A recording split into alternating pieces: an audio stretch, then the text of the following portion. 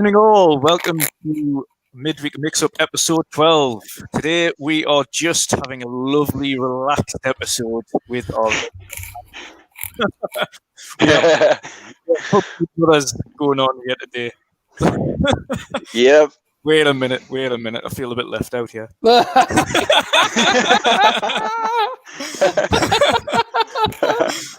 Oh, man. There's only 3 PUBG gods. Yes, indeed. Oh. But we'll get through the. Hang on. The gods, the 4-0 gods. But wait on, mate. I'm in my best shape, man. I'm not rugby anymore. So prepare yourself, punk, because you're gonna get your ass whooped real quick. Before we start, we will get into the introduction. So we'll just go through the regular panel. So, Patjeuh, how are you doing today, brother? What you been up to? What you been playing? Yeah, I'm doing good.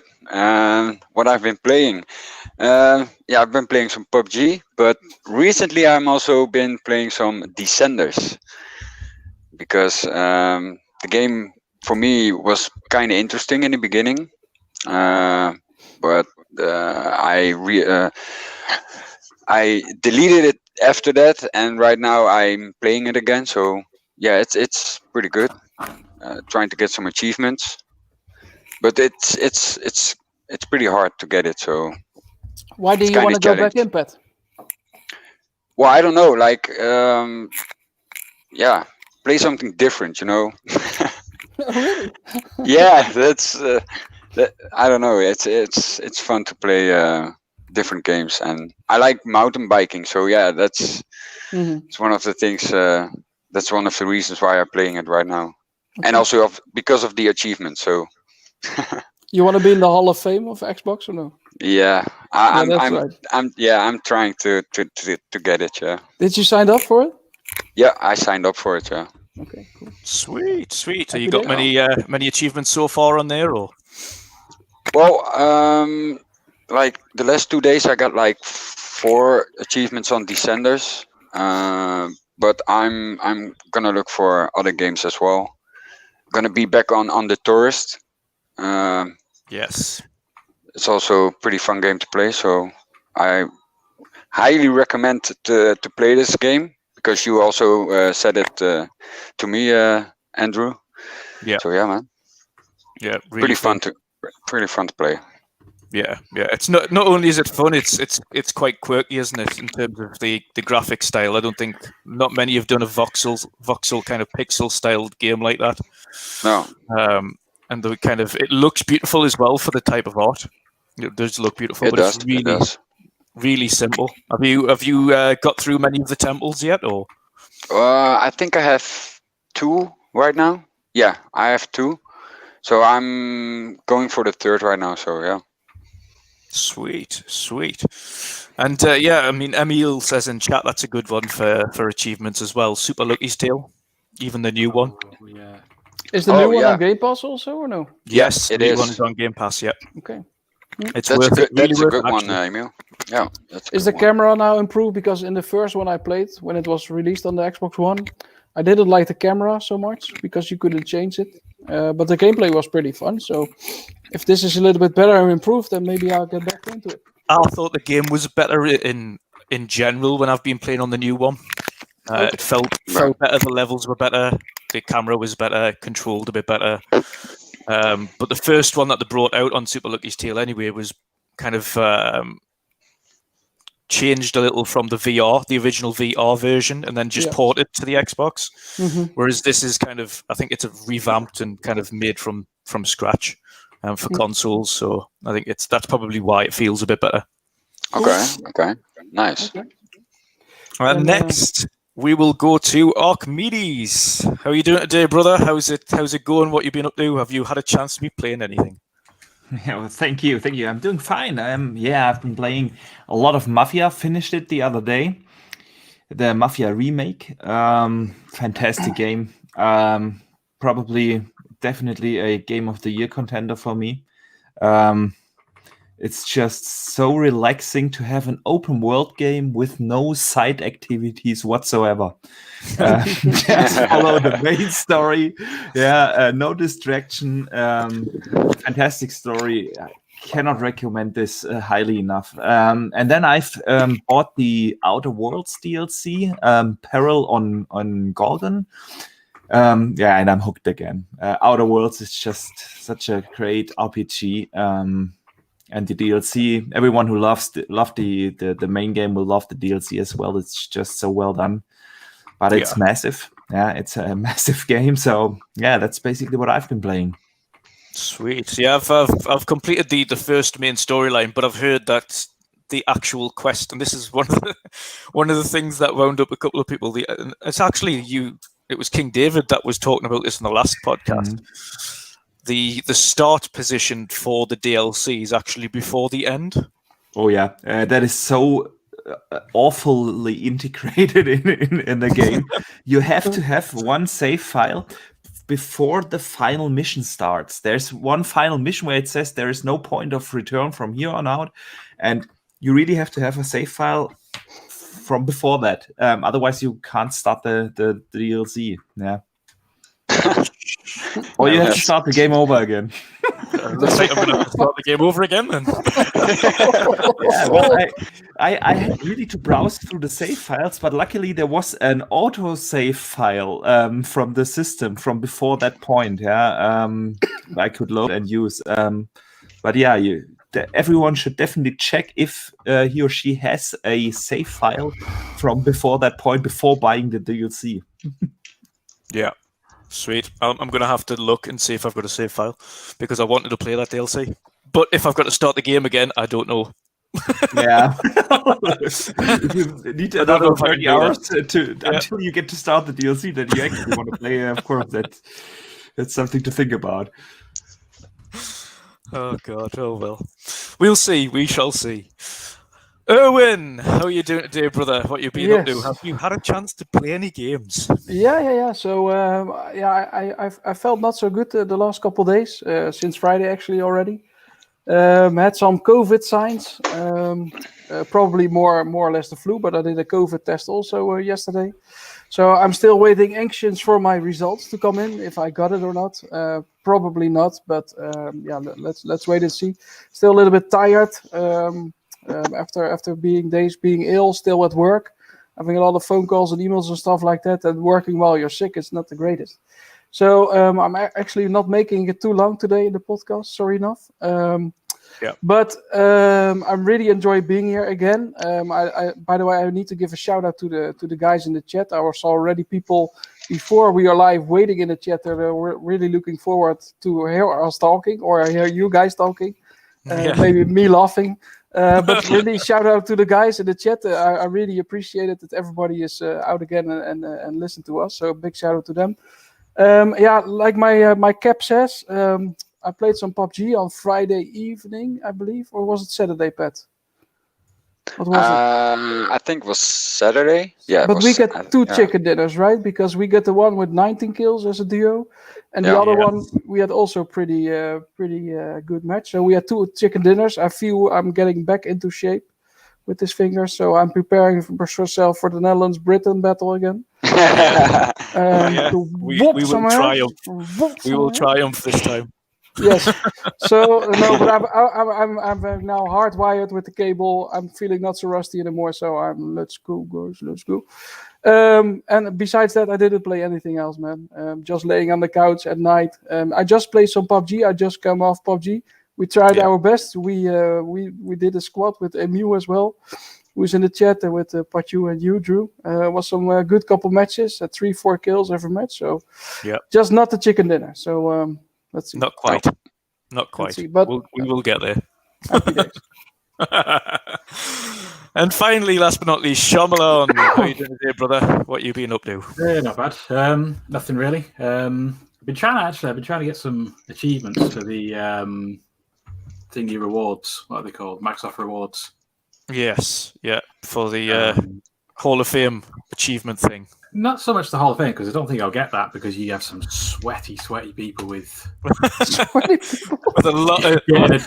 Yeah, with a lot of spare time.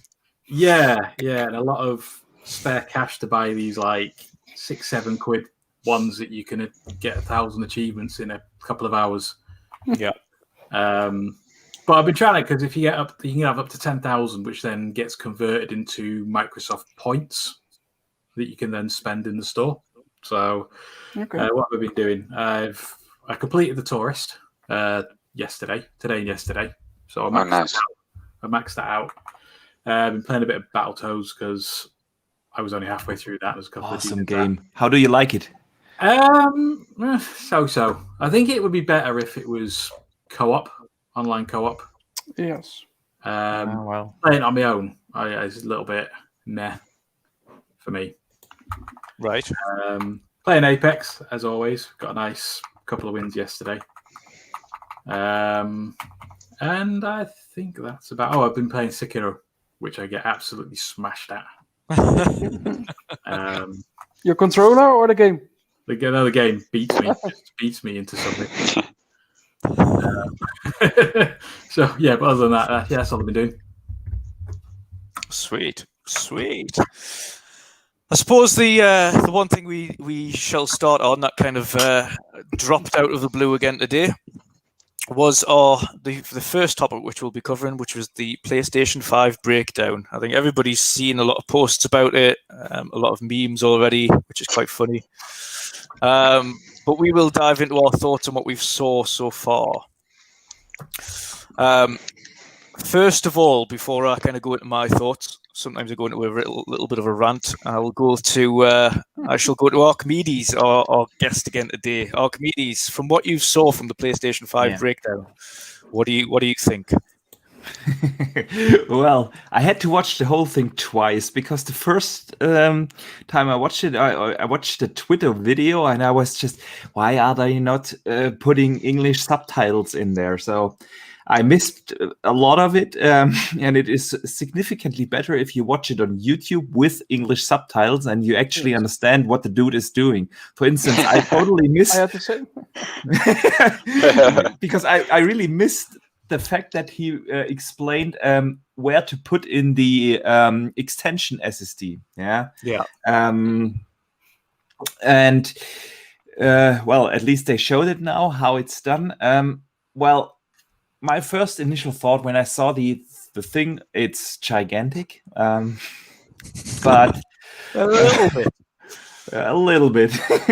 But and then of course you always come back in your mind and remember the Digital Foundry breakdown or teardown of the console and how they explained how well everything is designed and how it fits together. And this is just it kind of feels like a, how do I phrase that? Brute force engineering. Make a big heatsink, put in a giant fan, make everything big just to be safe. Well, as long as it works, I guess I'm fine with it. But on the other hand, of course, you can appreciate a bit more engineering skills going into that on the Xbox side, because, well, just making a big heatsink is something I could also come up with. The size of that thing next to this, it's gigantic. It's like his whole upper body, like it's his whole torso. But they show also the measurement size, right? So it's like what was it, 290 millimeters or something like that. I mean, How big is this guy? I mean, not to sound offensive, but it's 390 millimeters high. So can you turn on the subtitles? 39 centimeters. Fuck. Yeah, it's 3 inches bigger than or taller, should I say, than the Xbox, which is quite a bit. Well, man, but if you get a measurement device, man, look how big 39 for some reason, no subtitles on here, which is really weird. That's strange. Okay. Yeah, well, anyway, I think that the size is one thing, but I'm always saying I'm an engineer myself, and probably I just can't appreciate enough the beautiness of a design. For me, it has to be practical. Because I'm not looking at my console while I'm playing in it, and so I really don't focus too much on the design and so on. there are more the practicality of things with it. And here I have seen today two things where I really had to ask myself, what were they thinking? The first thing is the stand. I mean, if I want to switch my console from vertical to horizontal, I have to take out a screwdriver. We can see that here now. And that's not even, you wouldn't even get that screwdriver in the box. Yeah, I know. Well, okay, and then you have a compartment for the screw. You have to seal with that gummy pad the hole on the box, and then you can clip the whole thing on the side, and then you can put it horizontally. I mean, well, it's one way to do it. And they are proud, eh? Look, you can push the button into the console. Man, they are really proud to understand. Fuck's sake. I mean, have you seen the tweet from the official Xbox UK account where they said, "Okay, this is how you can switch. You just turn it around." That's exactly. So okay, but then again, we probably don't switch positions of our consoles that much. But yeah, well, it's just not practical. And the next thing is what he's showing now is how to put in the extension SSD. Yeah. And I remember all these discussions from Twitter when people were complaining about Xbox having two SKUs. And how can Grandma distinguished between the Xbox Series X and the Xbox Series S, and customers get so confused because there are two different boxes. Now, try thinking about buying an extra SSD for the PlayStation 5. Yeah, you have to go into the internet and search for an NVMe PCI 4.0 SSD with an I/O speed of 5.5 to 7 gigabyte per second. That has the PCIe 4.0E slot, and then you have to open up your PlayStation and put it into this spot here without breaking the warranty seal. Okay. One of the things I've noticed as well, on that note as well, the only SSDs available on PC at that spec come with heat sinks. You're telling me the heat sink is going to fit into that little gap with the metal plate over the top? Exactly. Is that so, yeah? Yeah, that's currently the case. I bet I could make it fit.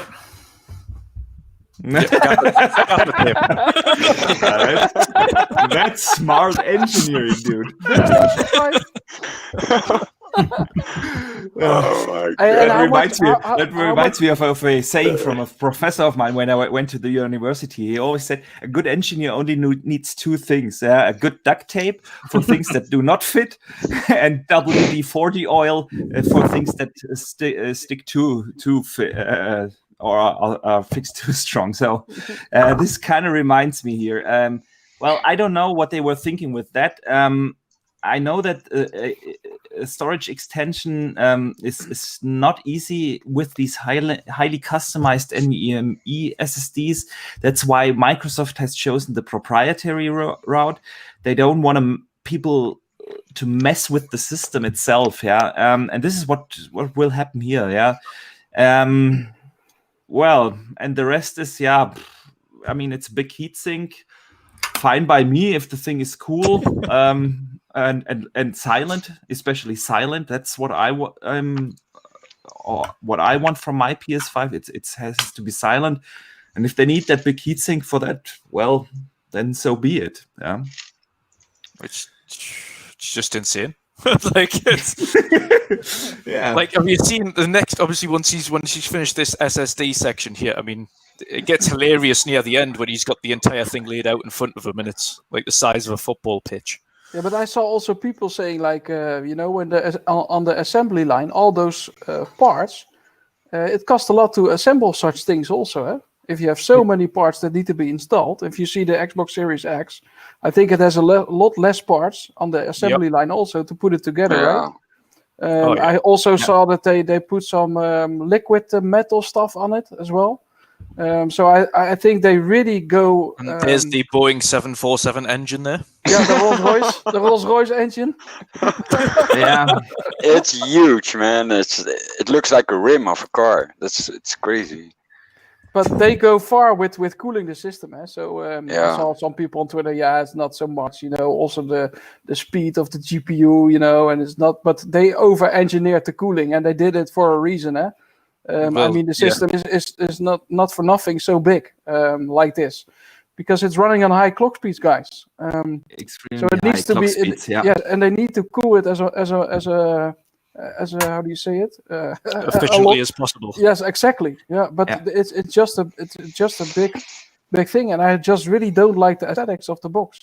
Maybe when it's black, I think it looks a lot better. You can take off covers quite easily. I think that is a big plus that you can have for like customizing. Drew, specifically for me. Specifically for me, it means I do not yeah. need to take the entire thing down to its bare bones. No, exactly, and even I can do it quite easily. Yeah, I can paint some ponies on the side, so I'm really looking forward to it. But yeah, it's something to behold. But is it something really, guys, that as a PlayStation fan, I mean, we're all more leaning towards Xbox, right? But is this something that you get really enthusiastic from this clip? I think it's just really, and it's okay if they will choose that route. But it's again really Japanese focus, right? Also with the showing of playing the games, etc. The whole other side of the world is not involved in this whole review or unveiling of the system on multiple ways. It's kind of weird. The one thing that I've noticed from this is the waste here of circuit board here. Look at this motherboard wastage. All of this is just unused waste. All of this. All the orange, all the orange heat dissipation. Yeah, the PCB itself is also a huge heat sink that you have to take into account if you design these kind of electronic circuits. The thing is, it kind of looks cool with the whole liquid metal, but I have been working with liquid metal as well, and and I have one big issue with that. It has a shelf lifetime. The whole thing, the whole liquid metal, no matter whether you use it or not, it just has an exploration date. Yeah. Yeah. And putting that into a console design, that's a quite bold move. Oh, very bold, very bold. Like you say, obviously, it really depends on how long they're planning to have these in circulation for. If they think that liquid metal within the console is going to last X amount of time, what have they based that on? Are they basing that liquid metal based on an average use of 2 hours a day over the course of its lifetime? Or are they basing it on a hardcore player who's potentially using 5 to 7 hours a day? It doesn't matter with liquid cooling how much you use it. You can have your mint PlayStation and you have an exploration date for that. Yeah. Yeah. You don't have to use it at all. The thing is, probably it looks like it is a relatively good seal. So the oxidation is a little bit slower probably in that system. So I don't know how long the exploration date will be in this particular application, but there is one. Yeah. How long is it normally then, Archie?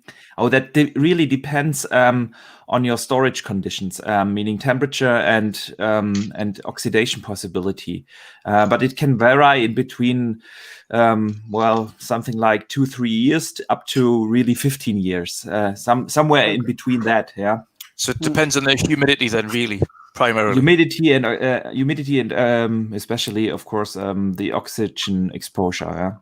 Yeah, and that'll depend on where you are in the world. So no doubt, obviously, exactly, far hotter countries, more dense in terms of temperature countries are going to be worse off. A lot shorter lifespan, which isn't great. And again, why certain companies stick to vapor chamber. Yeah, I mean, the funny thing is, you just have to Google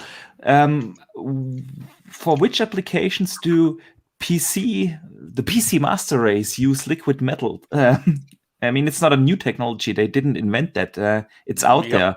And a simple Google search helps you to understand why they are needing, or when this is needed, and it's only used for these highly overclocked CPUs. If you really go into overclocking of what you should actually do with your system, no graphics card out there is sold right out of the box with liquid metal. It's just not how engineers design the systems.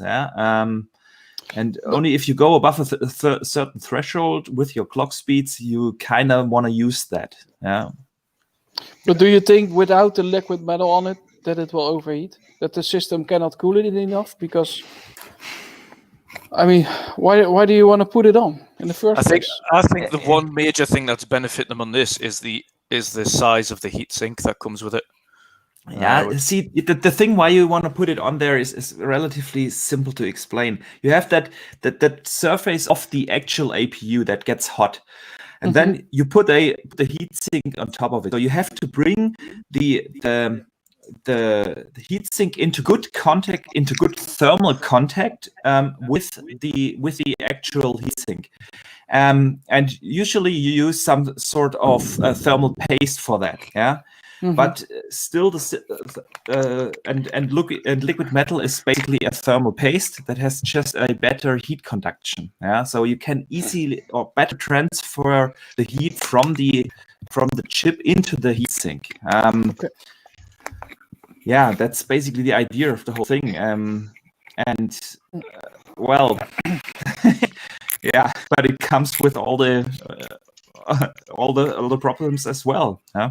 But if it has a shelf life, doesn't that then kind of fly in the face of the people that say, well, I don't need backwards compatible on the PlayStation 6 because I'll have a PlayStation 5? Yeah, exactly. That's where it will come into place. I doubt that it will become an issue during the lifetime of this generation. Yeah. But there are a lot of collectors out there, that want to have their systems. I mean, also... it was actually funny to see Jeff Keighley, of all people, mock of all people, he mocked the heatsink and said it looked like Terminator's gun. Yeah, and I saw also somebody say there was the game like 1886, the order. And you had such guns as well.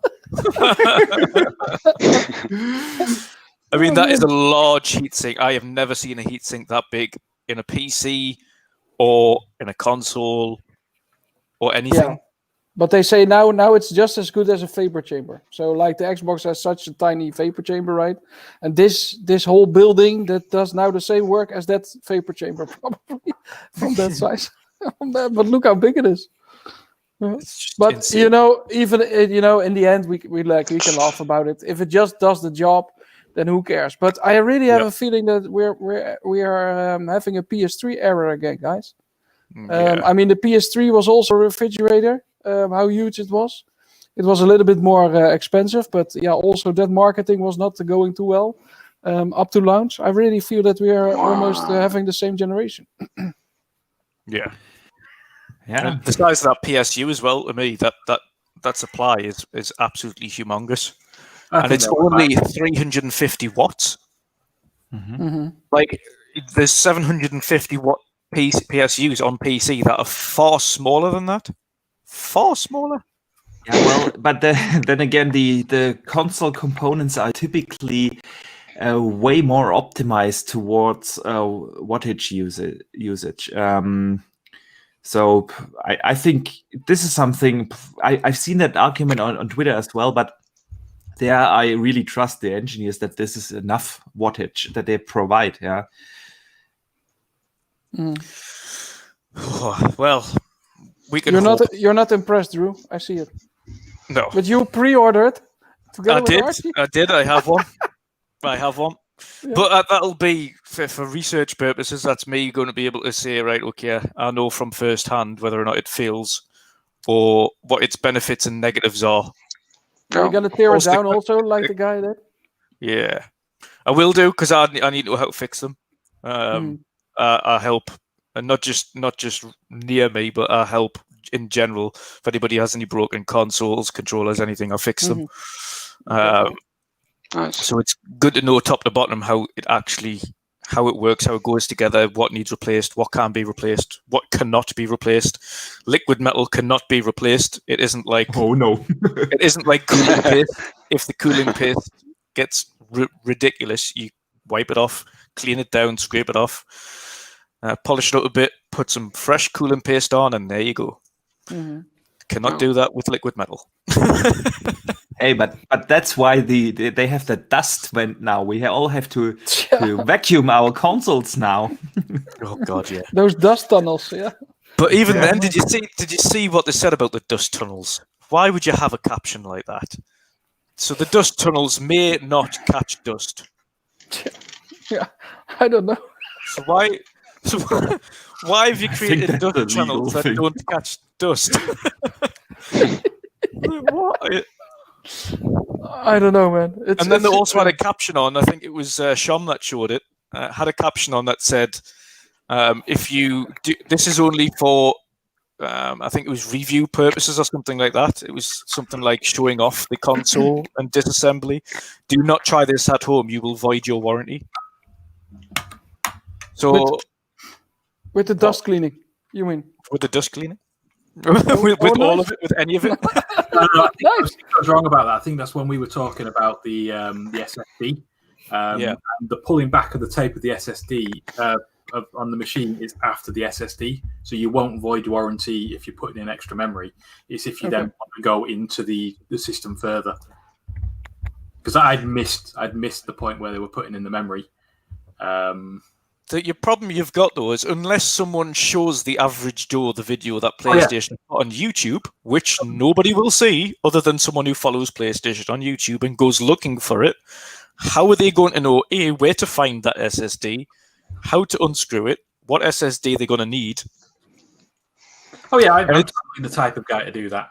Get my thing out with the screwdrivers, rip the tape back, and go, where is it? Oh crap, it's the warranty. Right, well done, Sean. Yeah, well done.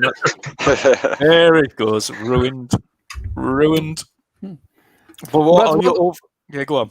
Yeah, what are your overall impressions then?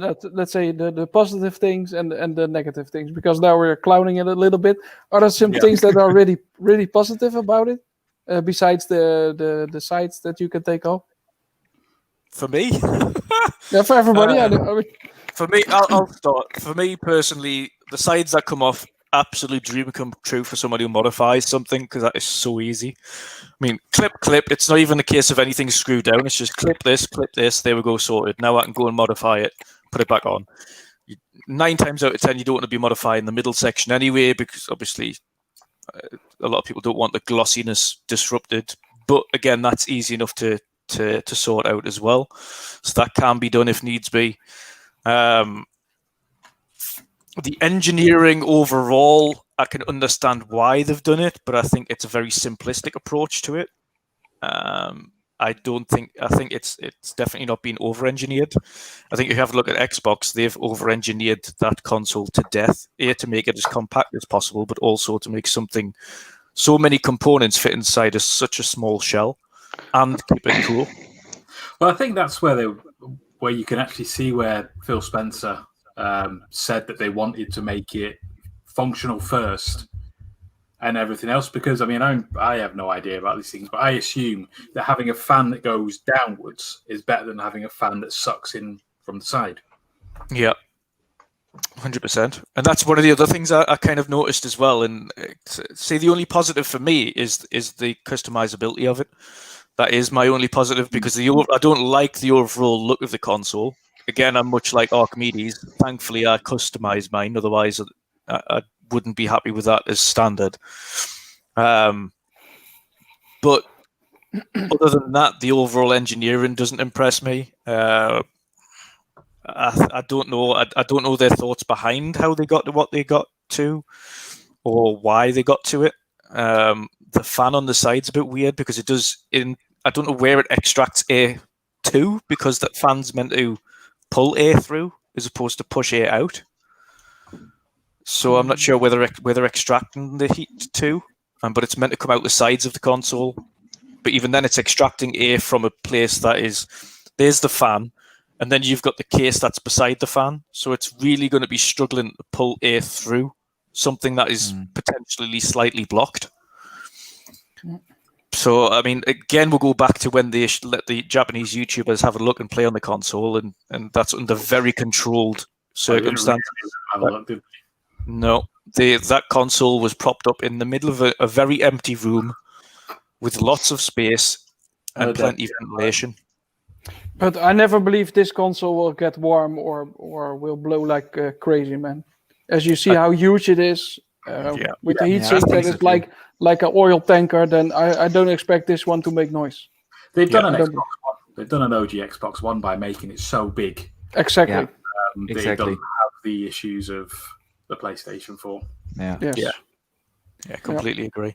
Yeah, so plus they have to play it safe here with the heat because, well, the only console that really had overheating issues, if you think about it, was the Xbox 360 with the red ring of death, and that almost killed the Xbox division within Microsoft.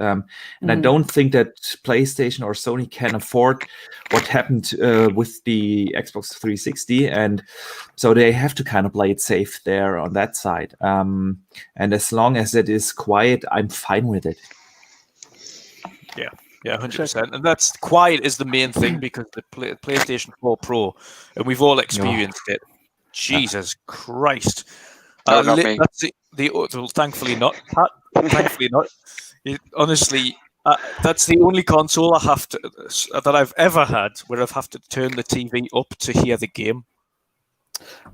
Yeah, I had it with the 360 as well, mate. I still have the Elite 360, and I just booted that up like 1.5 years ago, and man, that is loud like hell, man. I think, like I said, my PS4 Pro is not that loud. I have one of the latest versions, so I'm lucky. But that Xbox 360 is loud as hell, man. It was not normal, really. You should start it up for laughs because it's worse than your PlayStation, really. It's the funniest thing about the Pro though is that like. It starts cycling the fan when it's doing nothing. Like sometimes you can just be sitting on the main the main UI dashboard, and then it starts kicking off, and I'm like, well, what are you stressing for? What is it that you're stressing with? I don't understand how you're so stressed. Yeah, it's crazy. That's the main thing that's going to benefit us. Is A, again for the customization. B, it should be a lot quieter. Thank the Lord, because we couldn't put up with that for another generation. And also, thankfully, I've never had cooling issues with this PlayStation, but it shouldn't be an issue either. None of the consoles will have cooling issues. But it's the problem with PlayStation is that they need to ensure that heat is mitigated as much as possible to keep those clocks as high as possible. Xbox don't have to worry about that because they've engineered differently. They don't have to go for high clocks. They've kind of pushed that across the board. PlayStation have to keep that heat low as possible to make sure those clocks are sustained as much as possible. Yeah, I did see a Rabid on Twitter try and claim that the Xbox is so badly made that it wouldn't pass certification in his country. That's bullshit. Are you serious? It's like if it could pass certification in the EU, I would say it's probably the hardest thing to do. EU law is so tight that it'll pass certification anyway. Yeah, no, 100%. Pat, from what you've seen, brother, what's your thoughts on the console? On the PS5? Yeah. Well, like hearing the experience that you guys have with the PS4 Pro and stuff, I don't know anything about it, but I hope for the people that will get it, like it will be silent. Like it's not like that you're sitting next to an airfield or something. Yeah. But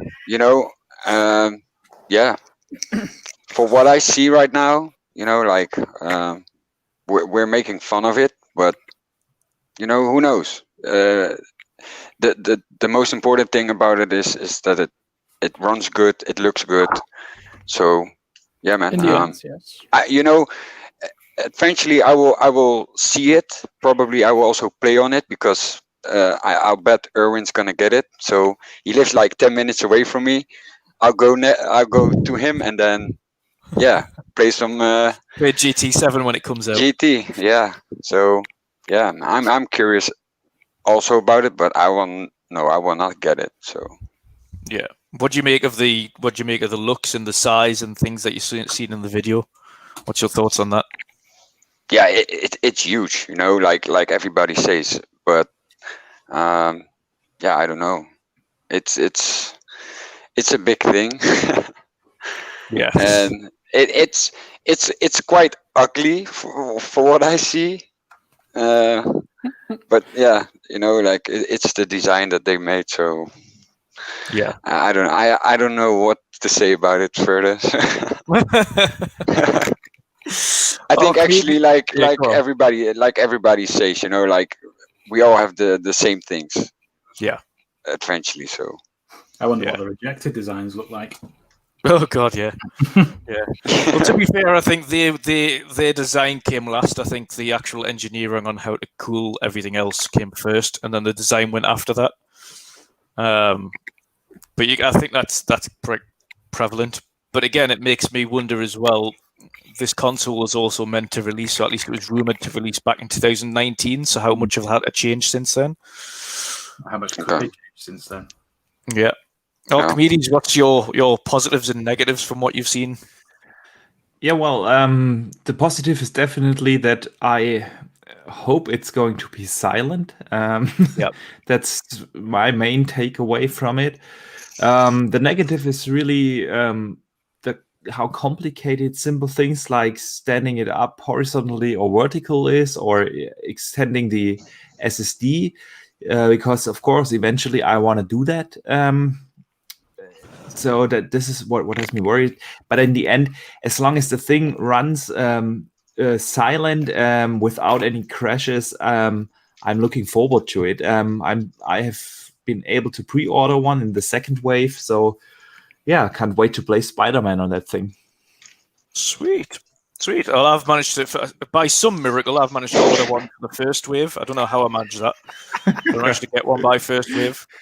Dude, funny story. When these pre-orders went live, that was around 1 a.m. in German time, and of course I was sleeping. And a very good buddy of mine, he tried to call me like 10 times during the night, but I had my phone silent. And the next morning I saw it, and of course everything was sold out and everything. And I called him back, and he said, well, he had to take a dump in the middle of the night. And while sitting on the toilet, he saw that the pre-orders went up, and then he pre-ordered the thing. Yeah. Oh dear. So that's what you had to do in Germany to get one in the first wave. Dear me. That was it was just ridiculous anyway on the first wave. I think we all seen that. The first wave was just obscene. I don't understand why they did what they did, but we've covered that one, so we'll not get into that one again. Shom, positives and negatives. As a techie in that sense of like the engineering world, I have no clue positive and negatives of the actual machine, other than bigger the better, I guess, in terms of airflow and whatnot. It's a good ass machine. I said that from the beginning. I thought it would grow on me, but it hasn't. And I probably won't be getting it until at least 2022, I reckon. We'll see, especially now with the liquid metal. Let's see how that plays out. Yeah. To begin with. Positive, I think it'll be a really good machine. I have no doubt it'll be a good machine. You know, whoever gets it, I'm sure will be over the moon with it. But for me, I've got a feeling stuff like God of War will be coming to PS4, so I might as well just keep a Pro until then. Yeah. As they've said, they'll be keeping things. Maybe I'll be surprised. Maybe they'll use stuff like God of War to try and attract people over at PS5. But Horizon Zero Dawn 2 is going to be a PS4, so I'm completely with that. But no, one thing that I think we've all and we can all agree on is the level of games that PlayStation put out, even on the lower hardware. Like, it's undeniable their studios have quality and have potential to create some of the best games that we've played this generation.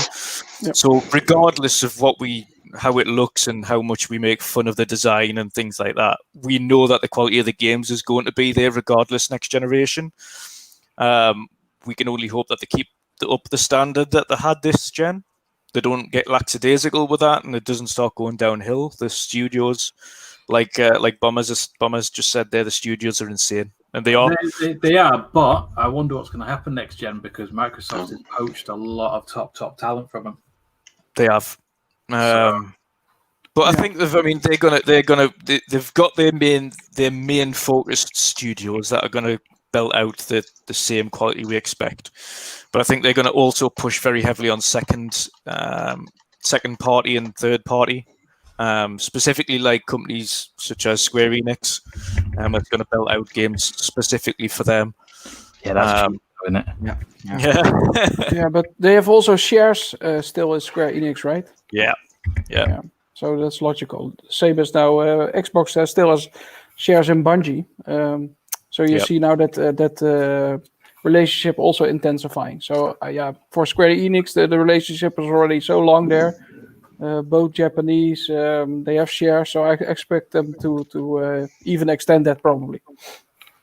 Yeah, completely agree. Yeah. We will move on from PlayStation 5. I think we've covered them enough. Again, looking forward to seeing what is coming out on them. And the controller, guys, because we didn't talk about the controller, because I think that is actually the best part about the PS5, in my humble opinion. I don't like the console. I like the digital.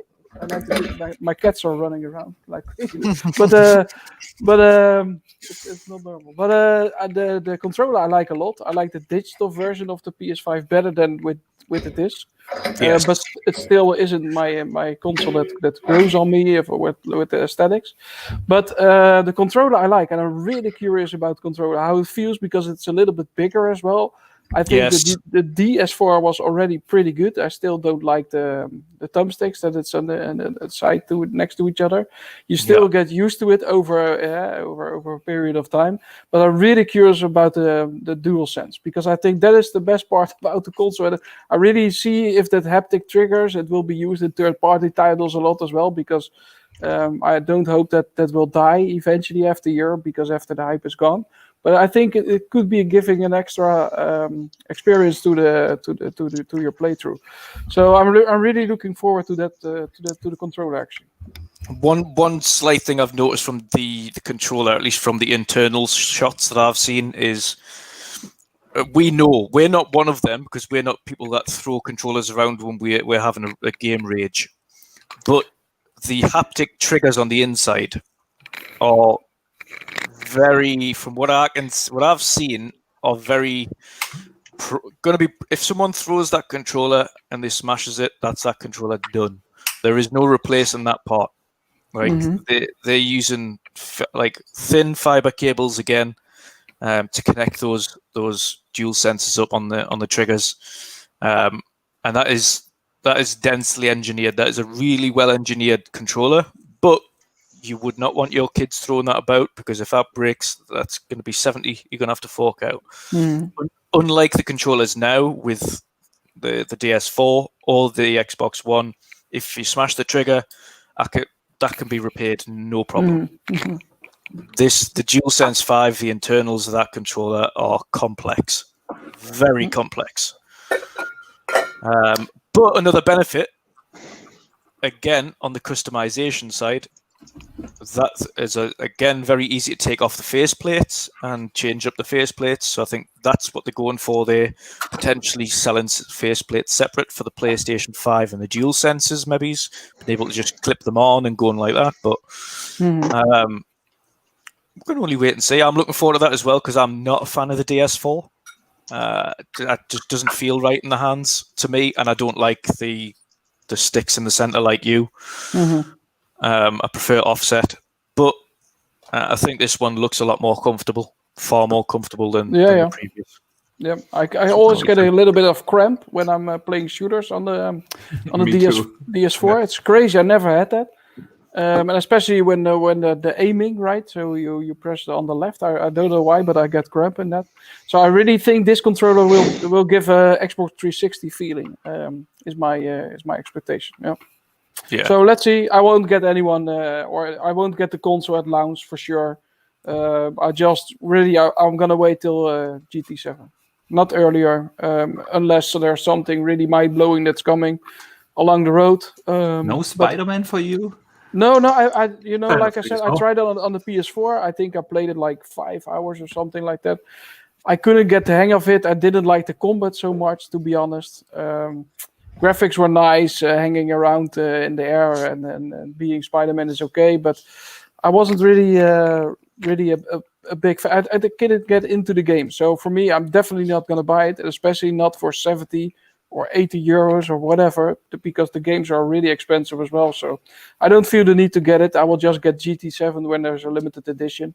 And then maybe they can make the sides looking like the hood of your car, you know, that you can just replace the hood of your car with the sides of the console because it's the same size. just put your car hood onto the console. Yeah. But let's see. It's always nice to see new tech, and always the next generation is always exciting, especially with all the drama that comes with it, right? Yeah. Archimedes, what are you? Is there any game? Have you got the PlayStation 5 pre-ordered or? Yeah. Like I said, I got one in the second wave. Yeah. What game are you wanted to? Yeah, definitely Spider-Man. Spider-Man Day One. This is one of my favorites this gen. I really loved the PlayStation exclusive Spider-Man game. Can't wait for that.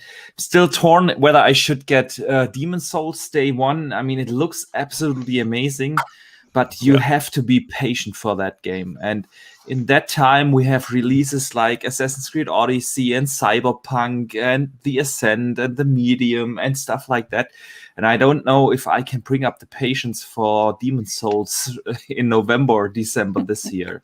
But I'll get that eventually.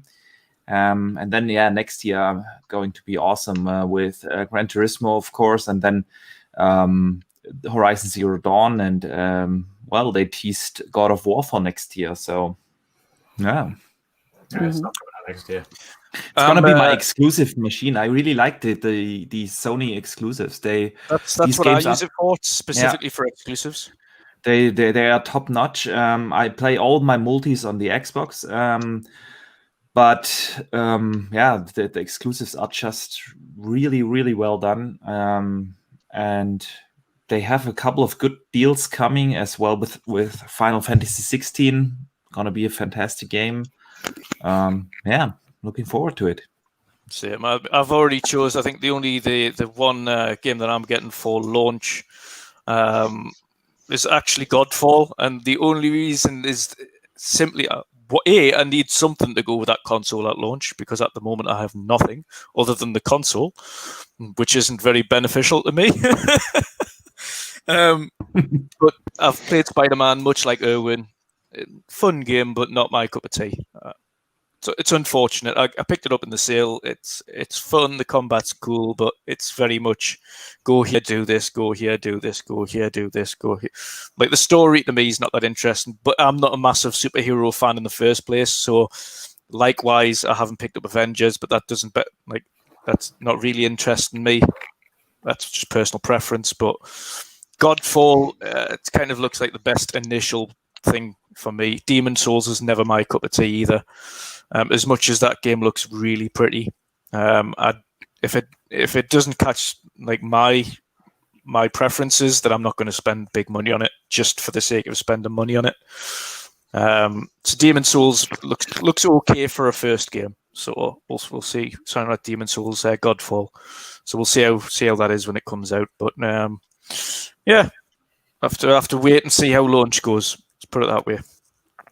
Are you sure you're okay? I have to interrupt here because we have breaking news. I want to congratulate you. 300 subs. 300 subs on the channel. Oh, wow. Nice. Hey. Congrats, Dutch. Mark. Thank you very much. Awesome. We've got we were on the same thought, Archimedes, because I wanted to interrupt Dutch as well. Like to say we made it to the 300 subs. So congratulations, man.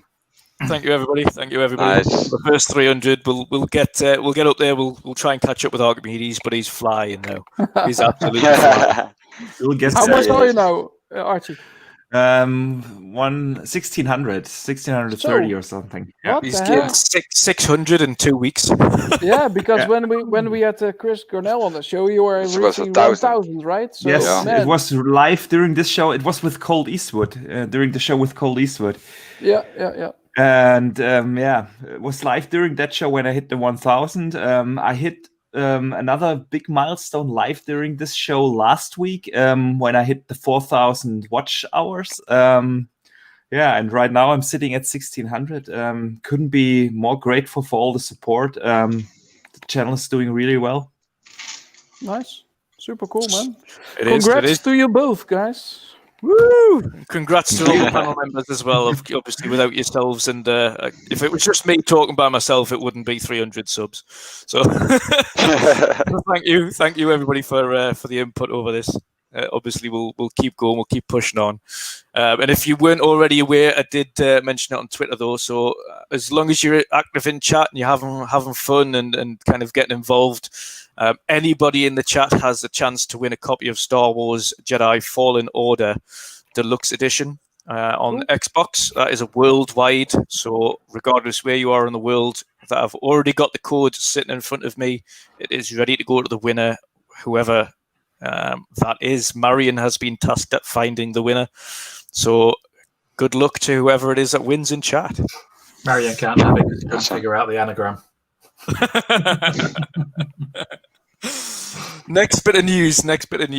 We will get onto, because we haven't had a real chance to cover the kind of the after thoughts of this, but we covered basics on the show last week with regards Bethesda, but the exclusivity point that comes off the back of the Bethesda news. Obviously, we know that going forward, games will be now exclusive to the Xbox platform, not just the console, of course, but to PC and to xCloud. We also know that a few of the studios, if not more than a few of the studios within ZeniMax, are working on new IPs that have not been unveiled yet, and they are set to be fully exclusive to the Xbox platform. What do you? I mean, obviously we've kind of covered the vast majority last week. I don't think Pat got a word in edgeways, but Pat, what do you think of the kind of Bethesda news in general? What have you had a chance to play Doom since the news broke? I know you installed it. Yeah, I installed it. Yeah, I installed it. I played for like I think an hour or something. Yeah, but I need to get used to this type of games because normally I don't play any games with like big creatures or monsters or like that kind of stuff. Yeah. But like for the first look that I had, it's a pretty cool game to play. Though it plays very good, it feels good, it looks good. So yeah, I'll definitely going back on it. But yeah, like I said, I need to get used to that type of game. So, but hearing the news of Bethesda, it's big. Like I'm looking forward to it. Like what's it gonna bring in the future? So. Yeah, most definitely, and obviously, have you very much into things like open world games like Skyrim and things like that, or is that not your cup of tea? Is it more shooters? Yeah, no, I'm not like the guy that plays open world games and stuff. No, it's not my type of games. So fair enough. But you played the Assassin's Creed, right, Pat? What was it, the Odyssey or the other one? Oh, I played a lot of Assassin's Creed. Okay, so like it's open world also now, kind of. I know, but like that's like I said, it's more realistic. Like it looks not like fantasy. the type of game. Yeah, exactly. Like not with big creatures and that kind of stuff. So that's one of the things. So yeah, I won't. You're never gonna see me play like Skyrim or World of War, that kind of thing. I don't know. Yeah, yeah, not your cup of tea. No. Sweet. Erwin, what do you make of kind of the exclusivity around it? What do you expect? What do you expect from?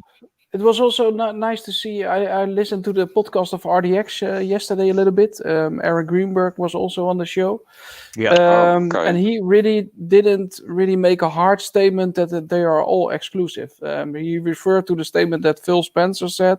We just take it case by case. That's also something that they need to tell because the deal isn't really completed. Yes, they have an intention to buy, but they still need to finalize the details. So they cannot claim probably also such things.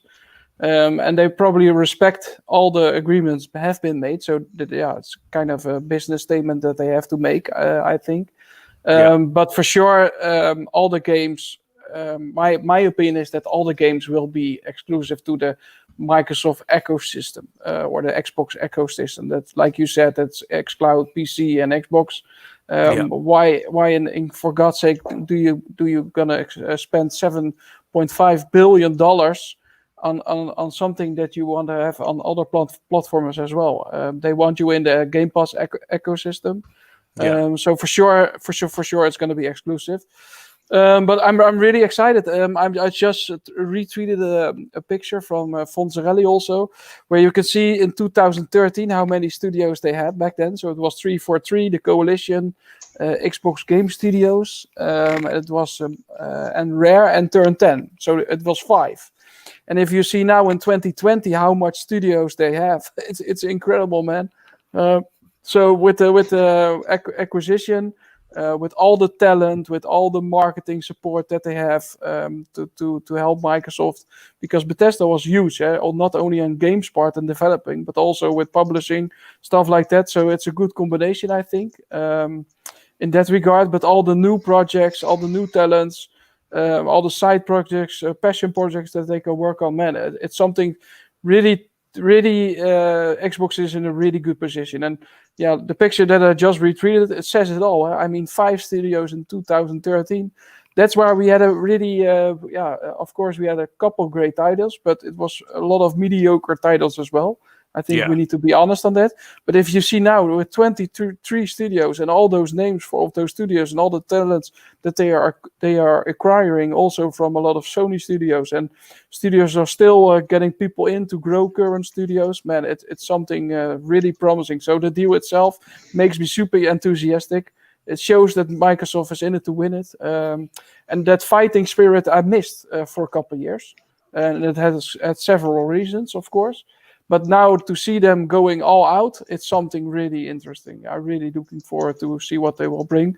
The launch is not super exciting, but yeah, the games that we will get in the future, man, it's crazy. It's good time to be an Xbox gamer for sure. Yeah. Shom, what's your thoughts on kind of the Bethesda thing as a whole and the exclusivity around it? A little bit disappointed, really. No, I'm joking. I think the purchase of ZeniMax is really what they needed.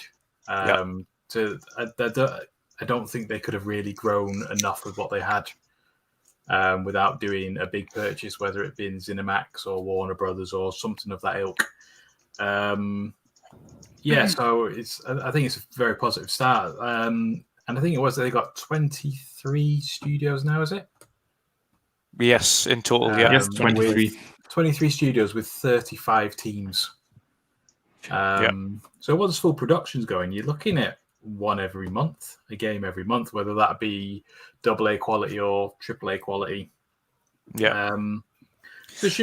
Their initial intention was to bring out a AAA, well, at least one big title every quarter, wasn't it? Yeah, well, they're going to smash that.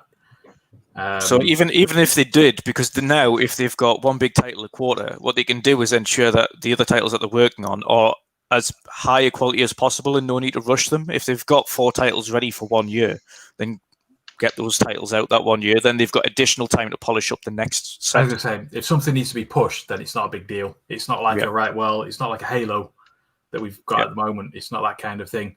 But I think one of the things that I think a lot of people are sleeping on is id Tech. They own Tech now, which is an amazing engine. Is a very, very good engine, and any studio can use it. There's no license fee. There's no anything like that. I wonder how many people are going to use it over. What's the other one that I'd be interested to see the guys who made We Happy Few use it, Tech. Well, I mean, Epic. The Epic. Is it what's the new one that's coming out? Is it 5? Unreal Engine 5. Unreal Engine 5. That's really impressive. So I'm quite interested to see how they match up.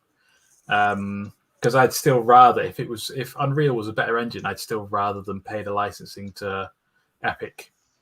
Use that. You know that the Xbox Game Studios are the biggest customer of the Unreal Engine. Exactly. By far. There's only one Sony studio, so therefore it's better. Well, yeah, that's just it's really a small percentage that Sony bought with the purchase. In fact, only one Sony studio is using the Unreal Engine, as we know of today. Yeah, that is Bend Studios. All the other studios have their own proprietary engines, and the Xbox Game Studios is, I think, at least from the non-Bethesda studios, from these 15 studios they had before that, I think 11 or 12 of the studios are using Unreal Engine. So that's, all these benefits we see from the Unreal Engine right now is something we will see in those titles. But I agree with you. The Tech engine is one of the best and most robust engines out there, especially for the higher paced games. So I'm really looking forward to see what they can do with that. And let's not forget about the engine that is used in the Bethesda studios for games like Elder Scrolls and Fallout. Even though it's a bit dated right now, that engine was at one point when Skyrim came out, it was probably the most advanced engine out there at the point of release. And for them getting all these the resources right now from Microsoft to bring that engine back up to state of the art is something I'm really looking forward to see. 100%. I mean, what's your thoughts on not just the engines, but what's your thoughts on the exclusivity surrounding some of the future titles?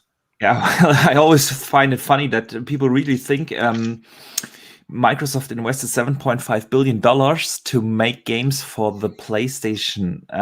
That's not going to happen. They're leaving 30% on the table. Why would they do that? That's just money wasted.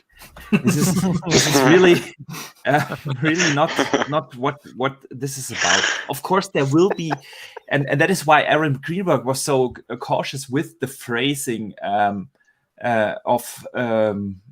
we have to decide on case by case, because some of these studios doing these games as a service type of games, like Elder Scrolls Online, and of course these kind of games will stay multi-plat. Then they have also studios now in the ZeniMax realm that do mobile games, and stuff like that. Will those become Xbox exclusive? No, of course not. But the games we are thinking about, games like the next Elder Scrolls, Starfield, or Doom, the next Doom, and so on. Those type of games, they will definitely become Xbox ecosystem exclusives. I think what people aren't figuring out at the moment is that Microsoft don't actually own ZeniMax just yet. There's the intent. They only signed that letter of intent. So there's still a lot that they can't actually say until it is theirs. I mean, let's face it, they're at the point now anyway where they've been able to announce it, so it's far enough down the line where it can't, and nothing can really technically go wrong unless funding was an issue, which we know isn't. It is just going through the legalities of pushing that through. Of course, they had to make sure that, first of all, one of the things is the anti-competition thing, making sure that it was not kind of affecting competition, which it isn't. To me, it's obviously it's pretty much all irons and done. It's just a case of waiting for those kind of legalities to kind of complete. Nothing that's in their hands anymore. That's just the lawyers from both ends. I do find it funny. Xbox has gone from being anemic and having no games, so why would anyone want one, to being a monopoly that they claim. Oh, it's a monopoly. They can't do that. It's a monopoly. Yeah, it's really kind of crazy if you think about it. I mean, in terms of raw studio amount, there are publishers out there that are bigger. Yeah, Ubisoft or Take-Two, they have over 40 studios, but most of those studios are support studios. And for Xbox now, having 35 to 40 teams, depending on which numbers you trust, something in between that, 35 teams working on different games. This is really making them by far the biggest publisher in the world.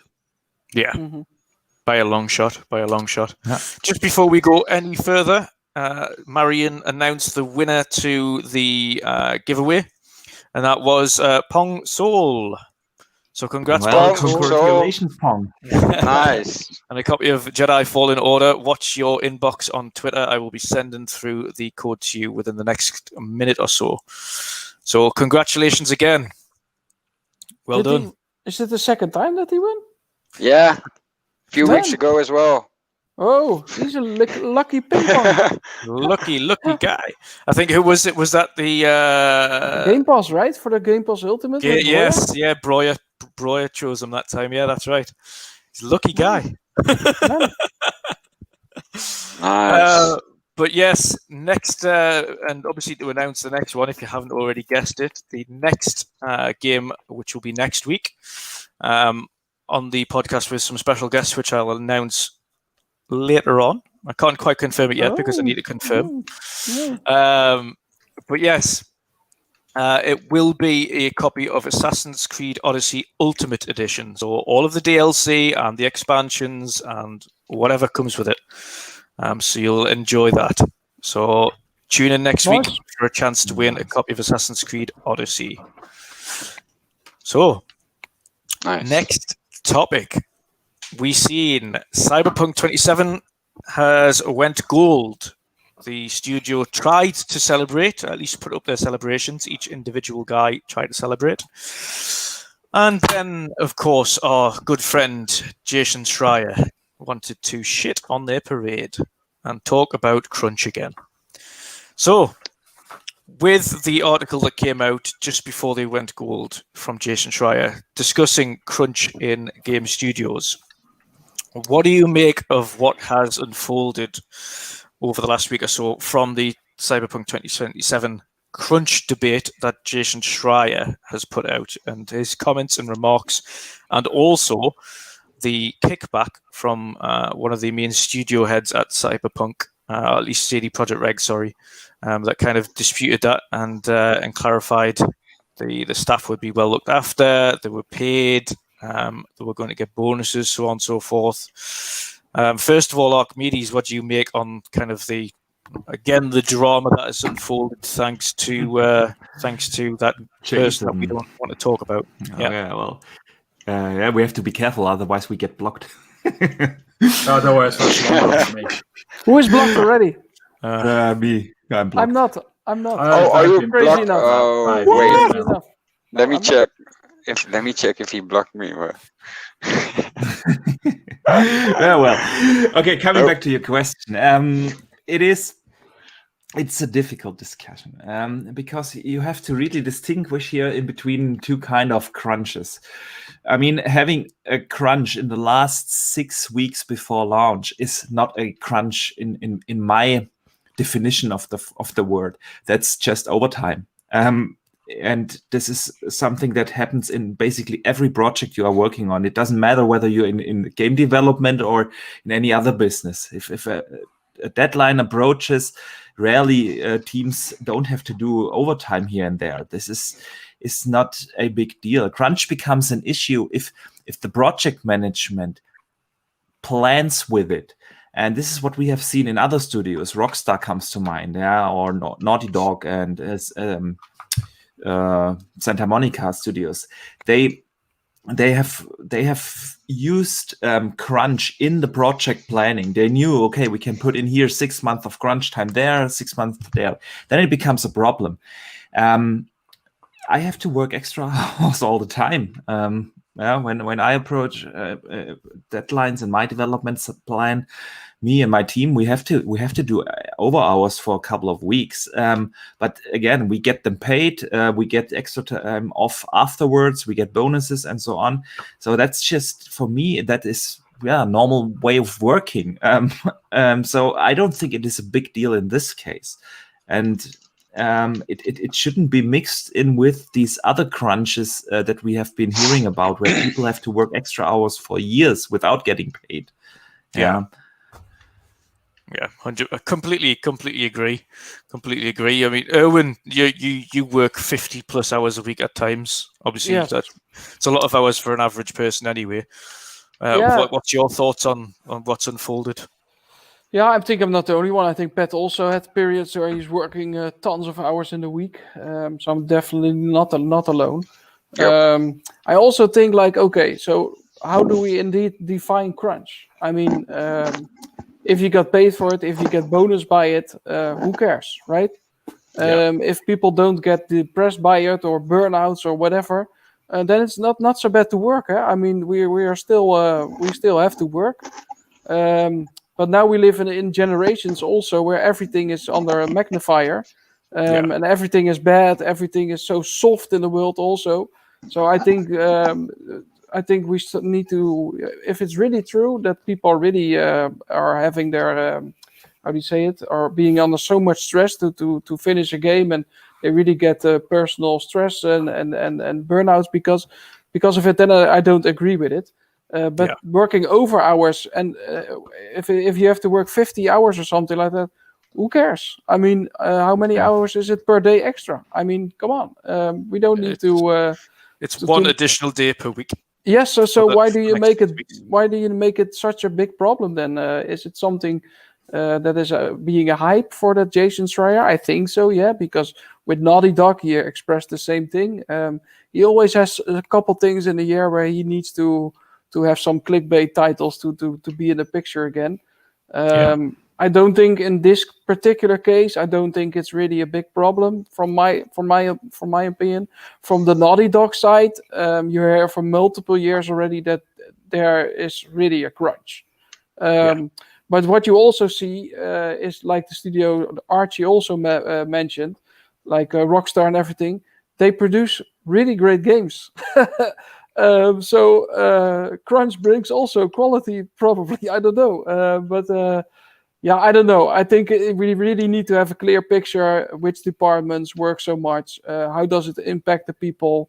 What is the like I said, how does the impact show later on in their personal life? There are so many things that are unsure and unknown. Is it a company broad problem, or is it only a couple departments that have to work a little bit more hours? I mean, come on, what? Yeah, I don't know. I think it's just looking for sensation and attention seeking that a lot of people do in this game business to get clicks and views. So I don't know, man. And how many people work at the studio, and how many people complained? Yeah, I think it's a couple of hundred now. They're one of the largest studios in the world now. And maybe a handful was maybe complaining about that they have to work hours more. Only 1 month that they need to work more hours. Come on, man. How many? Come on, ridiculous. Yeah, exactly. Sean, what's your thoughts on these? It all depends. It's like, are your day hours increasing? So are you working 18-hour days, or is you just doing an extra day? For me, that makes a massive difference. If you're working at Rocksteady or Naughty Dog, not Rocksteady, Rockstar or Naughty Dog, you're doing 18-hour days, 6 days a week. That is, it's too much. And even if you're doing a job you love, that's burnout type thing, and it's the length that they're doing it. If you're just doing a day for 6 weeks, then I've done that. I've done that working in a warehouse. When we come to stock take, I've done like 3 weeks of 6-day weeks working in a warehouse. It's no big deal.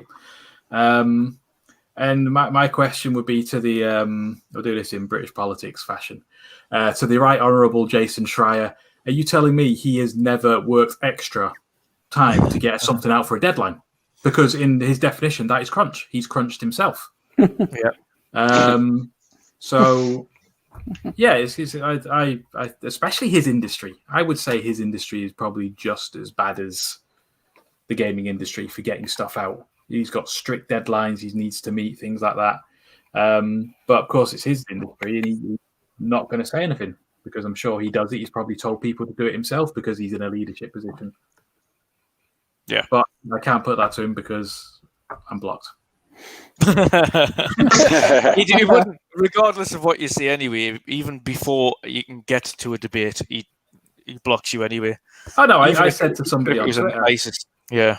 Somebody on Twitter asked about him. He says, I don't know much about him. I said, basically, he's the kind of guy, if he was to say red was the best color in the world, and you say, no, actually, it's blue, he'd block you.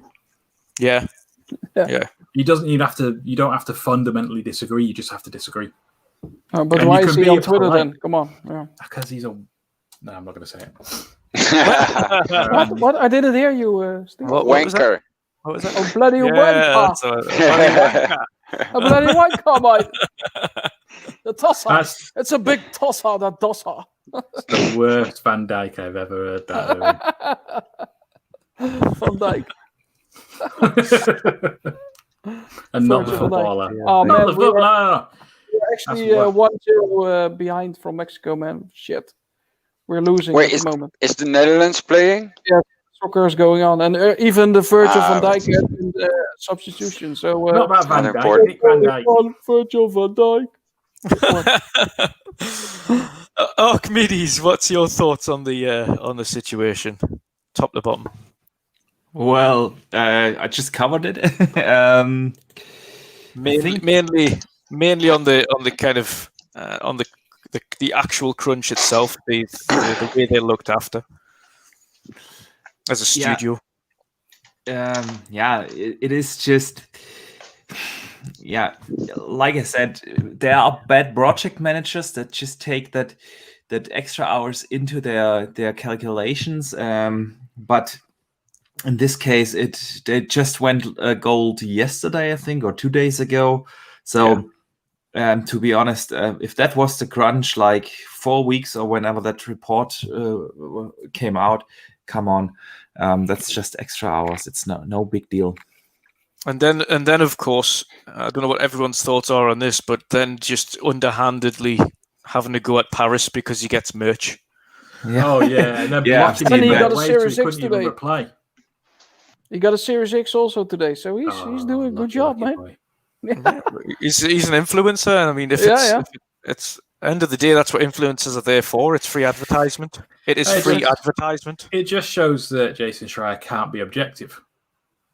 Yeah. If he can't receive I mean, at the end of the day, he gets review codes.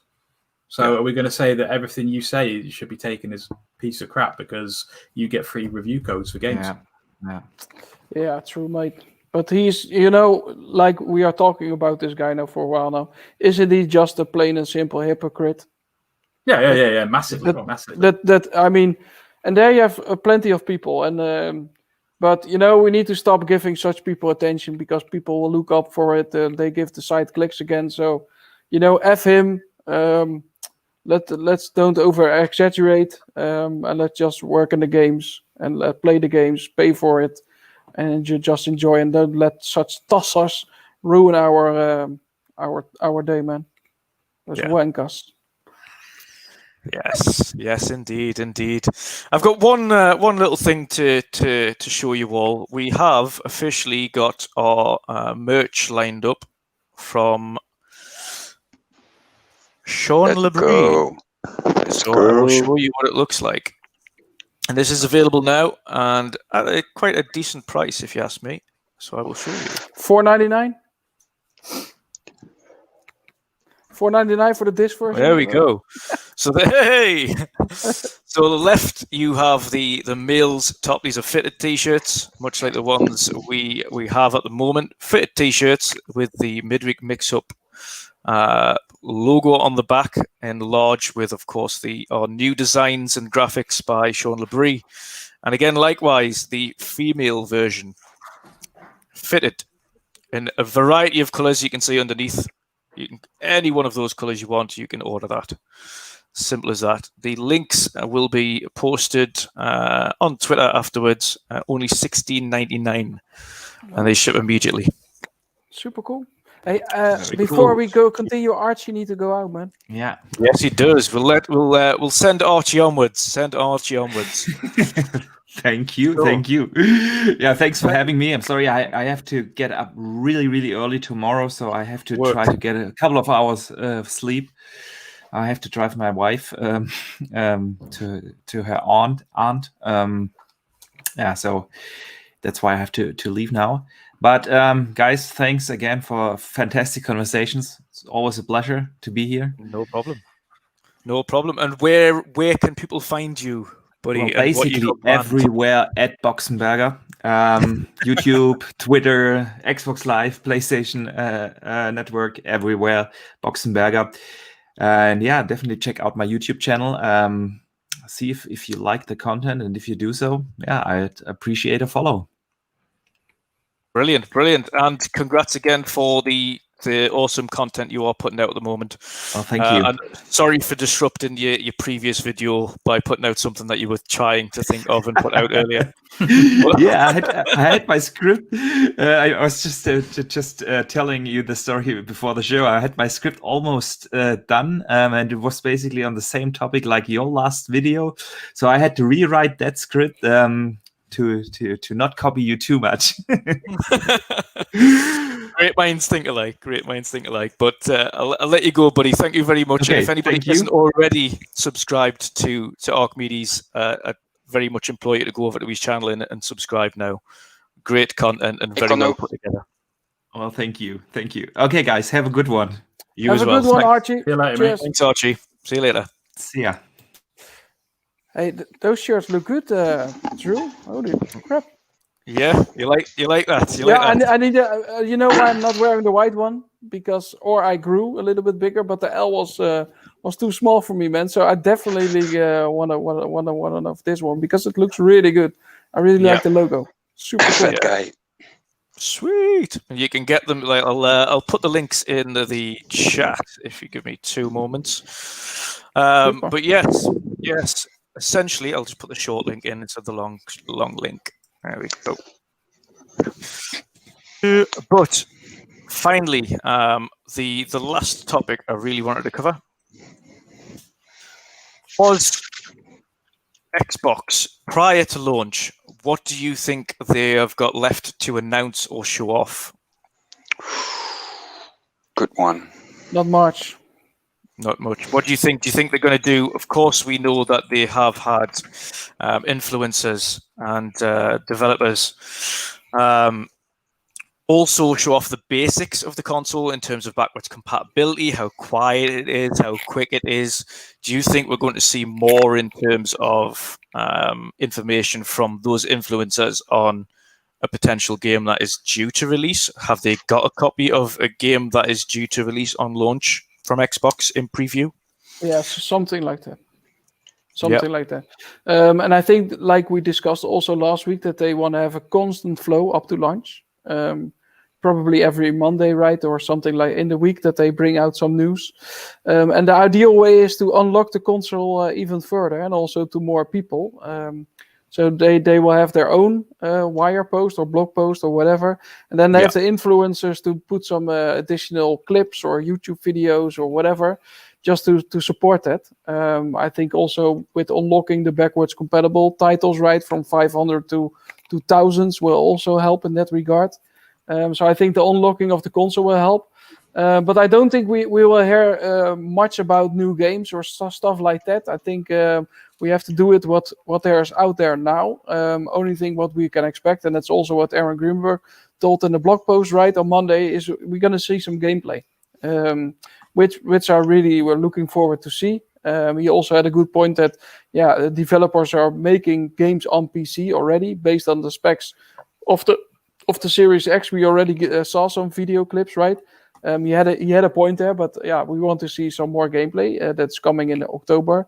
But I don't expect to see some more new games or some Fable gameplay or whatever. I think they will just keep the bullets in the chamber just to blow out at a different time.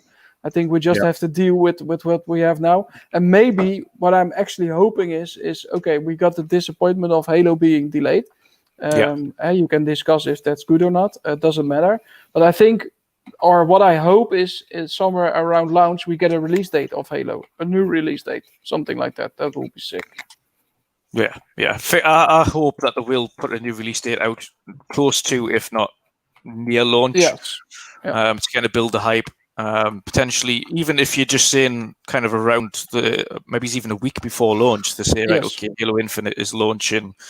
Whether it would be an absolute shock if they managed to pull that game in and say, right, it's launching in December, just before Christmas. Yeah, but you see the new marketing with Halo as well. The videos also you see with the cans, of energy drinks that has Halo Infinite on it. So I expect that it was already going on, that they already planned it. So I fully understand why it's there. But I think also to keep the fans pleased about Halo and to keep giving updates, I think we will see maybe some multiplayer footage already. Right? They already planned that. Maybe they're still gonna continue to do that and also say that they are working on it to improve the game. But I really hope that they show something, because we need to keep the momentum going. Yeah, 100%. 100%. Sean, what do you think is left to kind of show off? What do you think they might do before launch just to continue the hype train going? I'm just trying to think what they actually need to do now. What's left really, other than games. Game-wise, I think they'll just show the X versions of stuff like Assassin's Creed and all the stuff coming around about Dirt 5, things like that. They'll show the X version, and I'm hoping that they'll maybe end on something like what's the name of the game? The Bethesda one, space one. Starlight, or what is it? Star something. Starfield, yeah. Whether they'll end with a thingy for that coming in either spring or summer.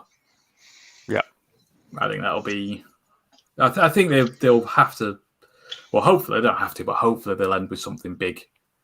Even if it's just a teaser for next year. Like somebody said earlier, that they've got loads of stuff planned for next year. Mm-hmm. So maybe something like that. But it's only really games that they have left to really show. Exactly. We all know what the UI is because we're running it on our Xboxes now. It's the cherry on the cake. Has the UI completely rolled out now, or is it still into alpha and beta rings? That's a very good question. I think it's still for the alpha, right? Yeah, but they've shown it. They've shown it though. They've shown it to people. It's not like it's a secret.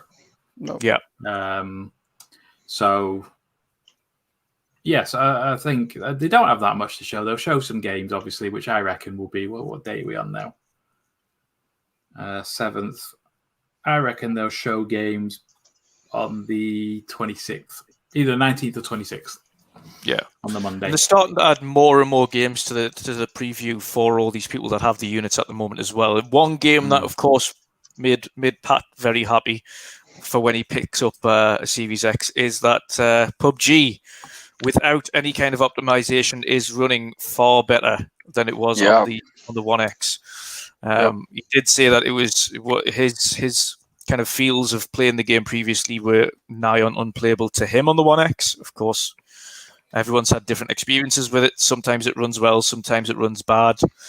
But he said on the Series X that game runs pretty smooth. So I'm guessing you're happy to hear that then, Pat.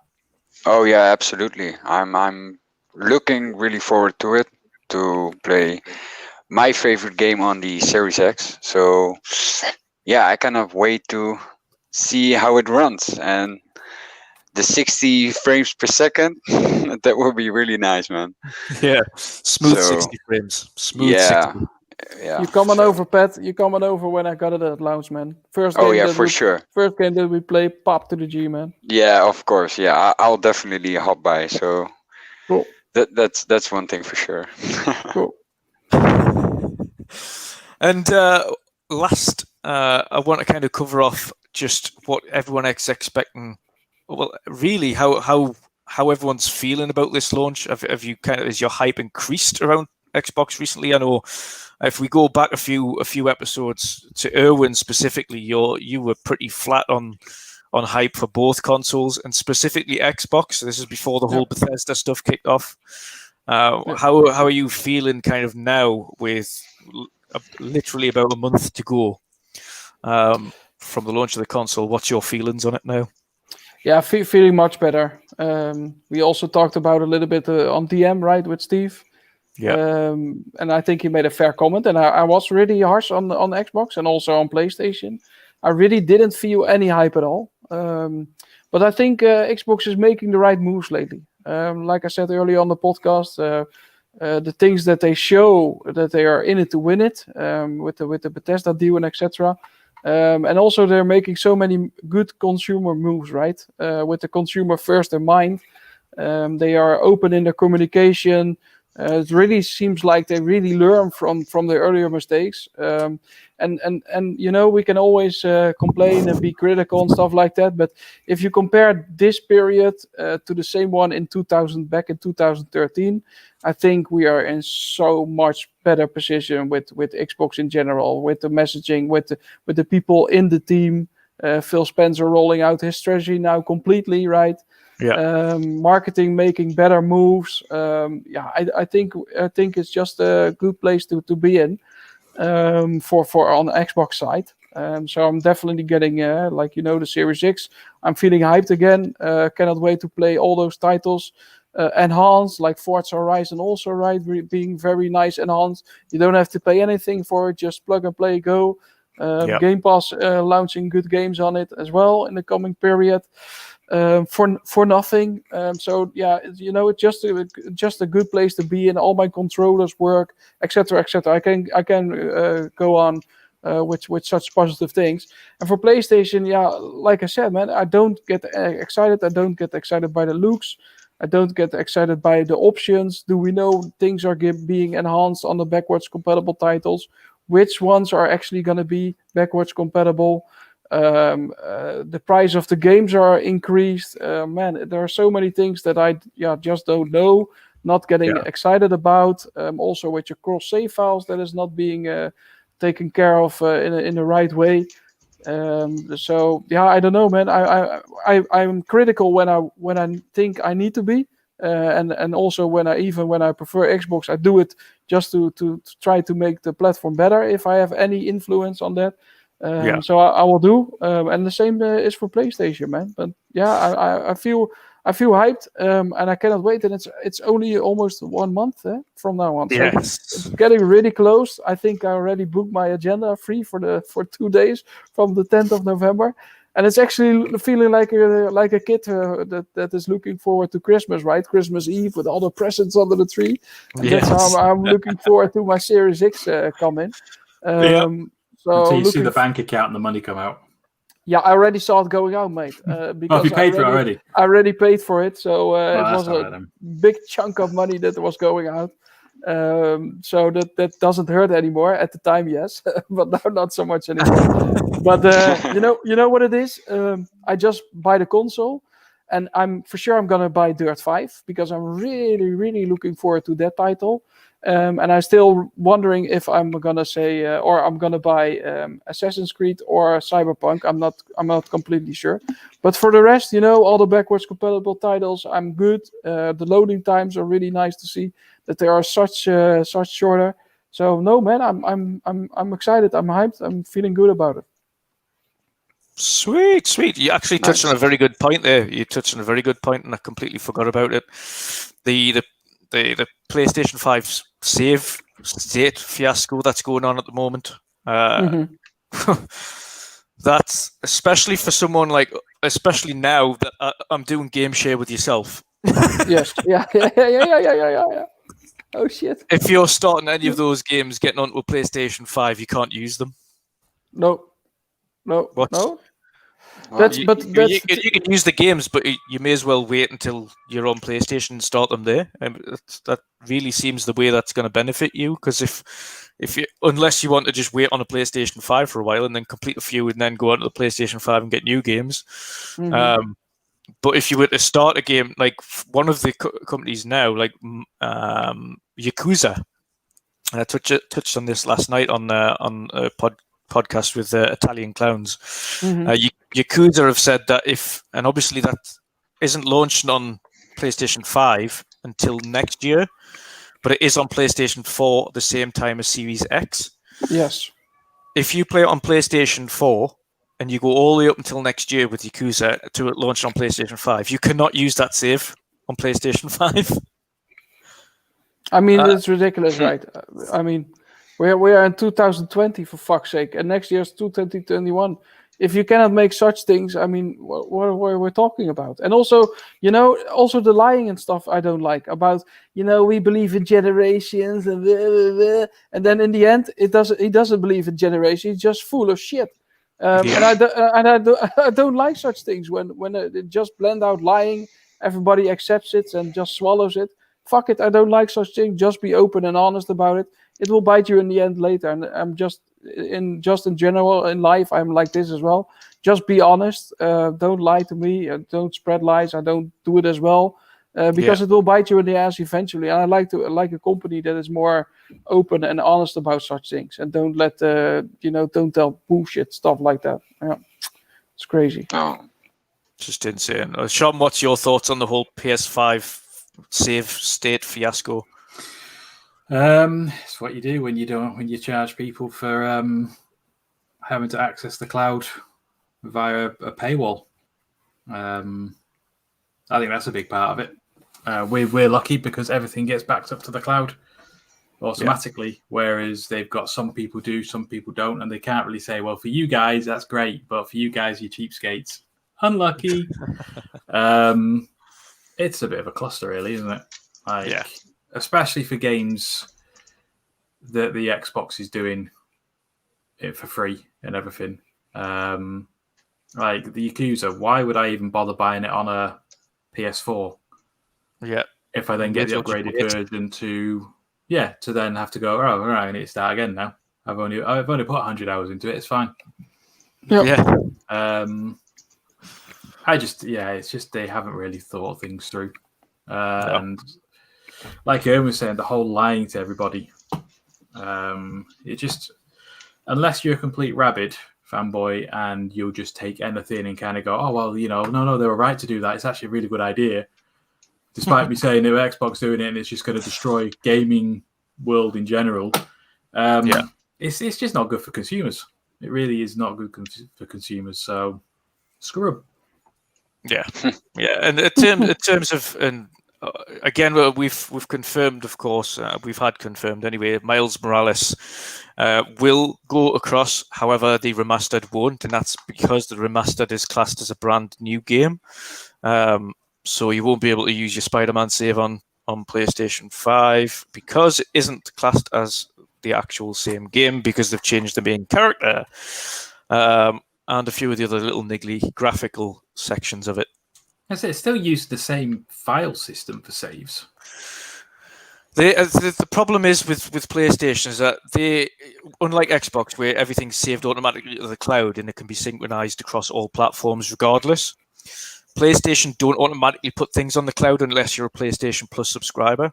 So your save states are actually fixed to the console, and even if you have the cloud saves on PlayStation 4, they don't automatically go to the cloud unless you set it to do so. So all of your saves anyway have to be then synchronized to the cloud or moved to the cloud. But what I'm saying is the file system is still the same. For example, like with photography, you've got RAW and you've got JPEG, two different file systems. Yeah. With the PlayStation, I'm assuming they're still using JPEG and JPEG rather than JPEG and RAW.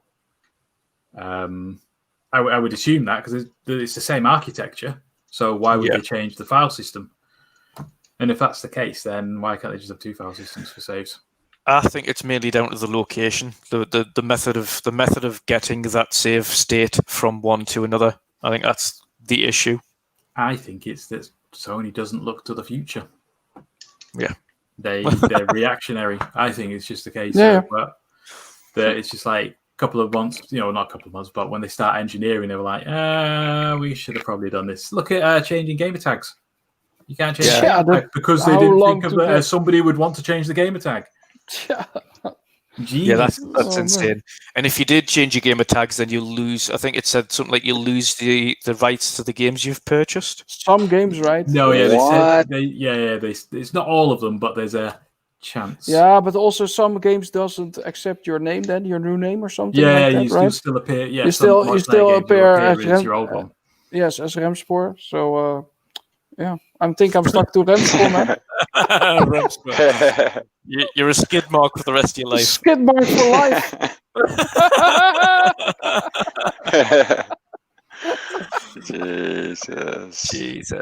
Jesus. But yeah, I mean, we'll go back. Of course, we've kind of covered that topic now, though. But Shom, your hype from where it was a few weeks back before the whole Bethesda thing, and actually just knowing what we already knew about the console before people got hands on and things like that. How has yours changed from then until now? It's not really. Nope. I'm just at the point where I'm ready for a new generation. So I was hyped before, looking forward. I'm really, really looking forward to it. But it's not like the Bethesda thing has actually changed anything. It's just like, cool, that's even better, great. Yeah, Because that's not going to come about for another year or two, really. I don't think we'll start seeing the fruits of that. So maybe nearer time for that, I'll get a little bit more happy about it. But I was always going to buy an Xbox anyway, day one. So Yeah. I'm quite content. I'm happy. Just roll on another 33 days, something like that. Yes. Yeah. Not long now. I think my hype has slightly went up from with all the information, mainly because now I'm struggling to play games thinking I can't wait for these things to load much quicker. I can't wait for these games to run better. I can't wait for everything that we've already got, excluding outside of just new games that we're going to play, and obviously Valhalla, which will look beautiful on Series X when it launches, and then Cyberpunk just over a week after that. Obviously, they're the two major ones anyway for the tail end of this year. I don't think Valhalla and that lot are going to look that great. Oh, I mean, if it looks anything like Odyssey was a beautiful game. No, but I mean, when people kind of think next gen, they have a certain expectation. They have, everything is going to be looking like a top end PC running that shooter, Bright Infinity. Yeah. That's how people kind of think next gen's going to look, and I think some people are going to be disappointed. Even though it will look better, it will run better. It might have some ray tracing things in. I think people are going to go, "Oh, is that it?" Yes. Because they're expecting a bright memory kind of thing. Yeah. Completely agree with you there.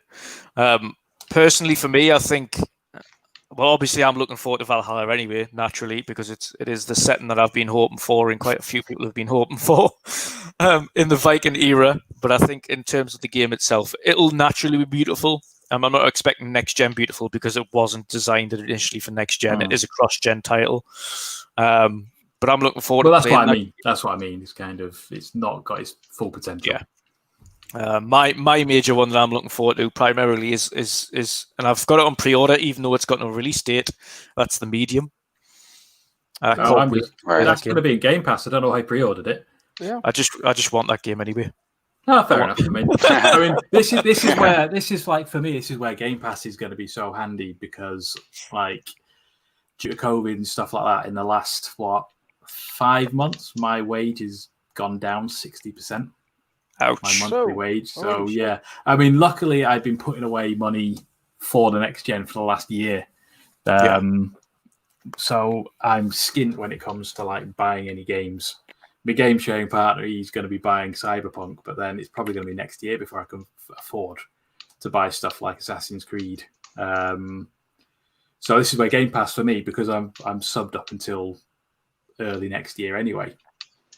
This is where it's such a great thing for, especially in this time where people are on furlough and whatnot. Yes, yeah. True. You're not going to be able to spend a £70 game for a DLC that could have been upraised by. No. Yeah. I agree. And I'm I am at the same time. I am thankful that I only buy a PlayStation for exclusives, because you're only getting them a handful of times a year. So I'm not like on Xbox where I purchase everything on it, exclusives and third party. Well, even now, exclusives I don't have to worry about because I've got Game Pass. But specifically third party, like I'm not going to be purchasing everything on PlayStation, only them. So I'm only going to be doing it like 3-4 times a year max. So it's not going to dent my wallet as much. But for a PlayStation specific player, someone that solely plays on PlayStation, that is quite an outlet. You're going to be jumping for third party, second party, first party. You're talking many, like if you calculate, even if it's over the year, you're talking on 4 games, that's an additional 40, 50, 60 a year minimum. Yep. On top of then you've got the third party games that you purchase that are also 5 to 10 more expensive than it was last time around. It's just it's a big chunk of money, dude. So very that's why Game Pass is extremely good, and especially when you are in a position like Steve is now. I think you can still enjoy next gen, right? Yeah, exactly. Because of all the games are being enhanced, you can play your current library. For like when you're in position like Steve is, man, it's bloody perfect to have a Series X. And I have back to play games with people that aren't. That's the whole thing. People are like, well, why do you want to play old games? It's like, well, some of my friends weren't lucky enough to upgrade. I'm not going to cut them out of my gaming life because it's like, no, you don't have the superior hardware anymore. Yes, exactly. Until you upgrade. Yeah. So, no, it's perfect. And I hope it is as well. What are you smiling, Drew? It's very perfect. It is. But Patjeuh, Yeah. you've been quiet. But you've been quiet. Is there anything that's over the last few weeks that's enticed you to want to get that Series X or Series S sooner rather than later? Yeah, of course. Like I wanted like first day, but for me now it's kind of impossible to get it. So I'll be getting it later. But yeah, there are something like that maybe next year. Christmas present. Begin next year. I don't know. So yeah, of course, like hearing and seeing all the things about the Series X makes me want to play it as fast as possible. Especially as you said earlier, PUBG.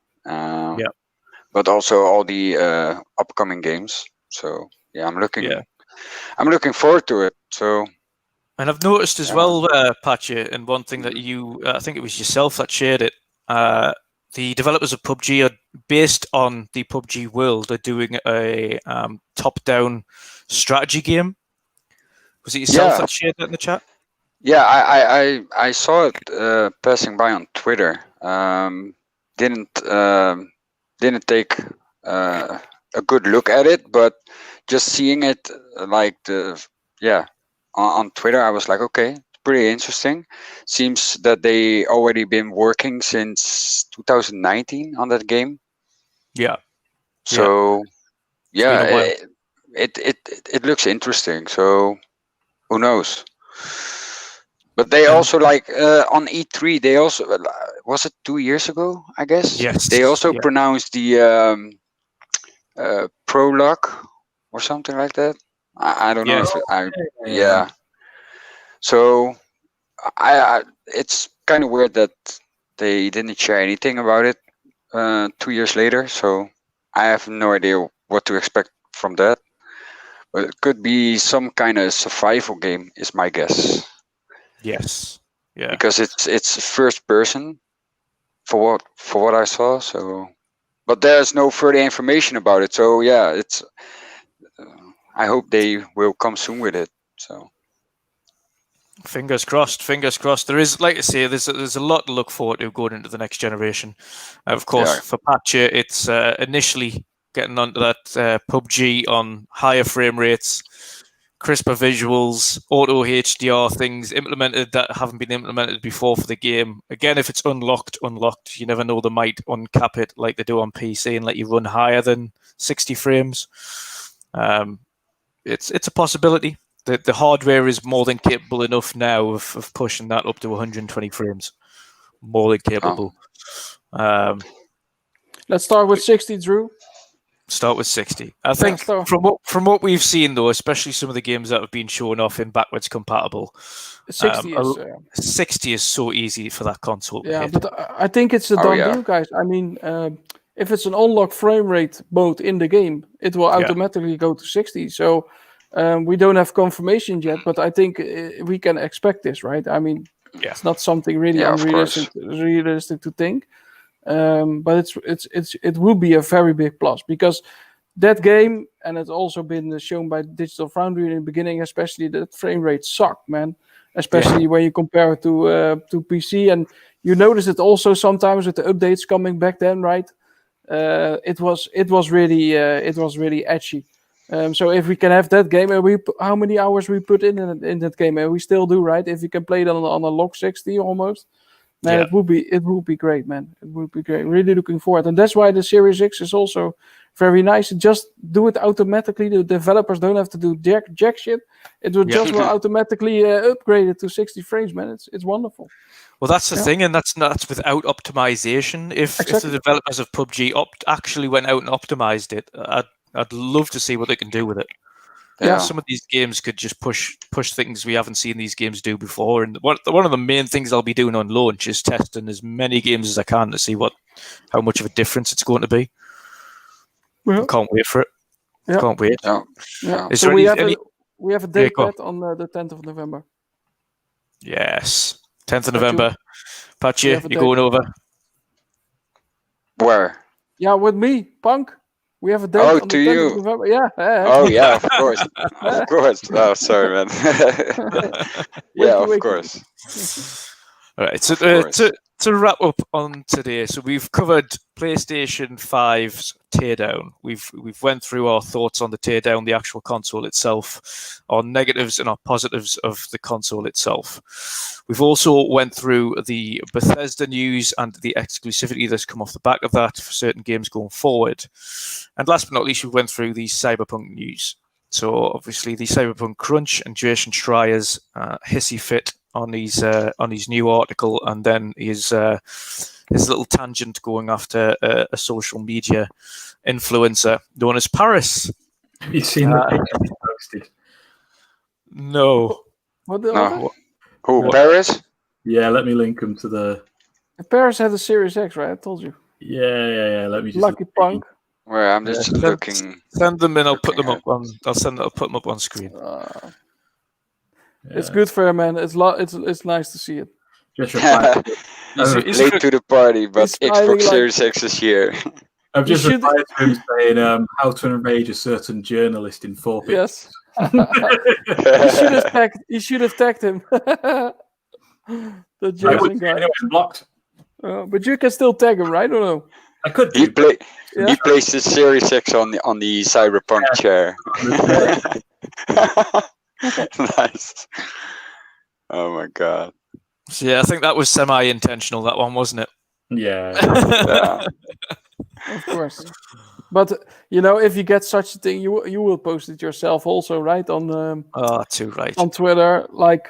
So of course you would. Of course you would. It's just jealousy. That's all it is. You don't have to be like that. You've worked hard to get. He's worked. I say worked hard. That guy's.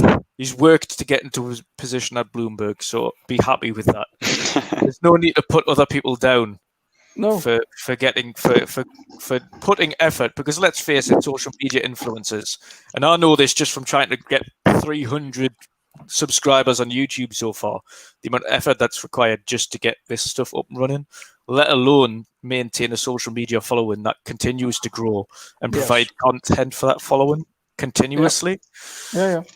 It's not easy work, and I think it's undermined by comments on, and it's just jealousy at the end of the day. It's all it is. No, exactly. And if you imagine if you have 300 followers, imagine 300 people standing right in front of you, right? It's a lot, eh? So if you have those dudes that have maybe 40,000 followers or whatever, I don't know. Can you imagine how much that is and how much they can reach, through all those people? Man, it's gigantic. Exactly. Well, we are just nano influencers. They call it like that.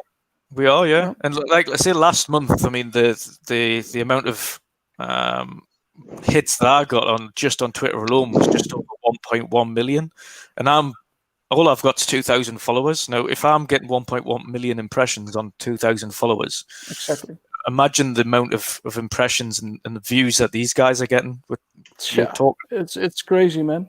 We are happy if we get 1,000 likes, and sometimes that happens on my post. So I'm really happy about it. But okay, those dudes have it within the hour. yeah, exactly. They do it with ease. A simple comment, and it's. But it's just how this world works now, right? In a digital age, it's just about getting more people to reach you and etc. So it's fair enough. They put a lot of time and effort also to grow in it, and sometimes people get it easier than the other. That's no problem. But respect to each other, be nice, and don't be such a whiny punk ass that cries all the time. Be nice. You've been watching a lot of Colt Eastwood, haven't you? Nice. I probably, but I don't. I have the same attitude, same mentality. Yeah, exactly. I think that's the whole thing. It's all fun and games, but there's no need to get personal. No, exactly. It's all fun and games until Microsoft doesn't send you an Xbox. Yeah. I'm really pissed off by that, but nothing I can do. Nothing I can do. Yeah, and if I got it, I will send it to you, Steve-O. No problem. With Aaron. Hey, where's mine? Come on, Aaron. Come on, send it out. Be nice.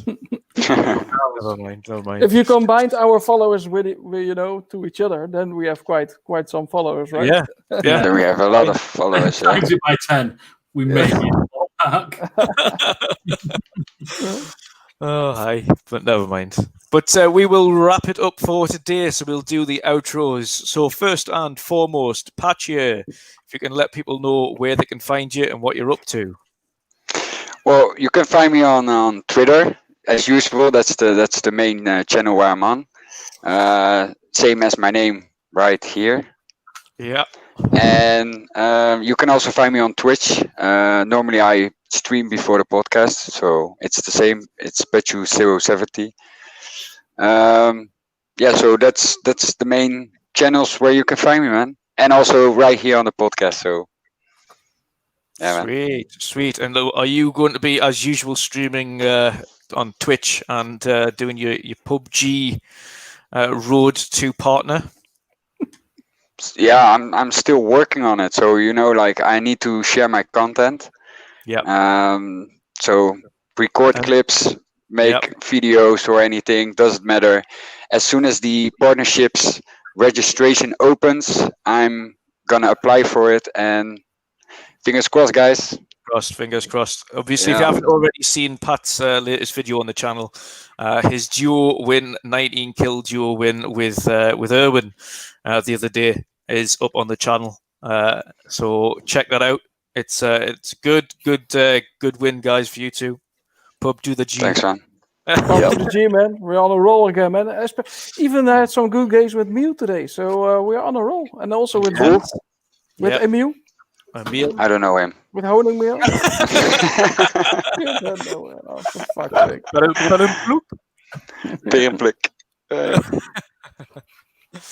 But yes, awesome. yes, brilliant. And Shom, if you can let people know where they can find you and what you've got coming up, and have you got any videos that you're going to be sharing over the next few weeks? Probably not video-wise. I still need to figure out how to edit. I might actually start doing that tomorrow because I've got a light schedule tomorrow. Sweet. But you can find me on Twitter at the, I would say down here, but there's a big X in the way. Yeah. That's a really well thought out thing, but there we go.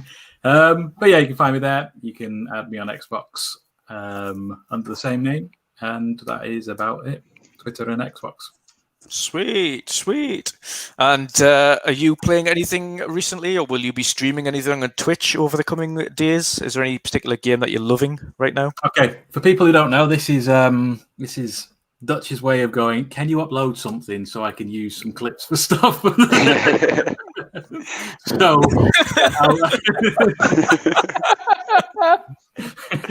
so yes, I will be on Twitch. I will upload something. I will stream something so you can take the I'm footage. Apex Legend, man. Show it. No, Yeah, Show it off, man. Come on. Broya really wants to play Apex with you. I don't know Yeah. how you haven't set up a game yet. I never see him on, or when I do, it's like when I'm working. So I will stream Super Lucky's Tale. There you go. Sweet. Good. Last but not least, Erwin, the spotlight brother. Oh man, I will So, save if the you let skid people mark for know- last. Yeah. Yes, if you let people know where they can find you and Yeah. what you're going to be playing or where they can. Yeah, so I think my cap says it all. I wanna focus a little bit more on PUBG because I noticed I'm enjoying it a lot.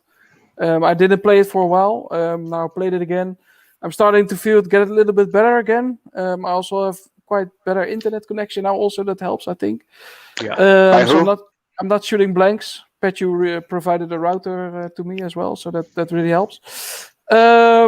So I'm gonna play some PUBG. I want to go to do more streaming as well.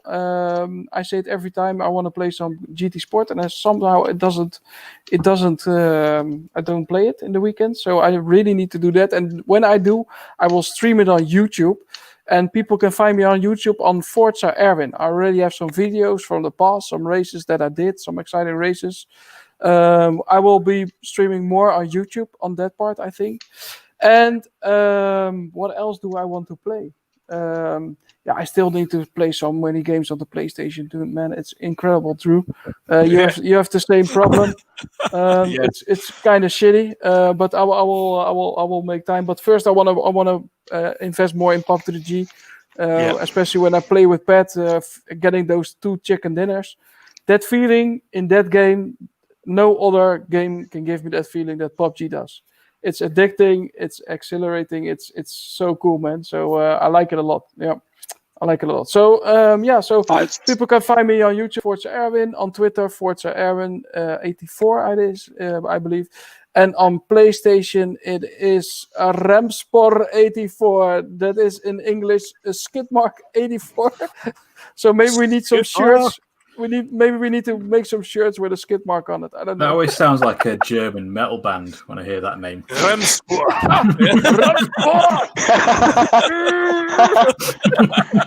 A German metal band. Oh, German metal band. With the German helmet on, right? The purple helmet.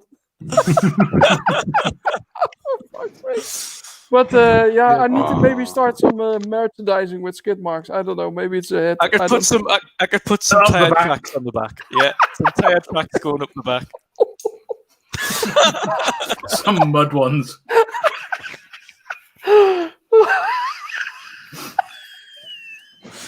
Perfect. Jesus. It's a nice way to end, guys. I like it. It is. It's a very nice way to You can only get that edition if you have your little logo in the corner as well. Oh man, yeah. So Sweet. happy days, guys. But I liked the episode again. I stayed a little bit longer than I expected. Yeah. Again, you managed to battle through. Yes, big shout out to the chat, man, and to the new subscribers. Please like and subscribe to the channel. Thanks a lot, man. I really we really appreciate it. It's super cool to be on the journey together, guys, and I really mean it. And be nice. Yeah, no, exactly. Be nice. No, thank you again to everybody in the chat, and big thank you for getting us to the first 300 subscribers.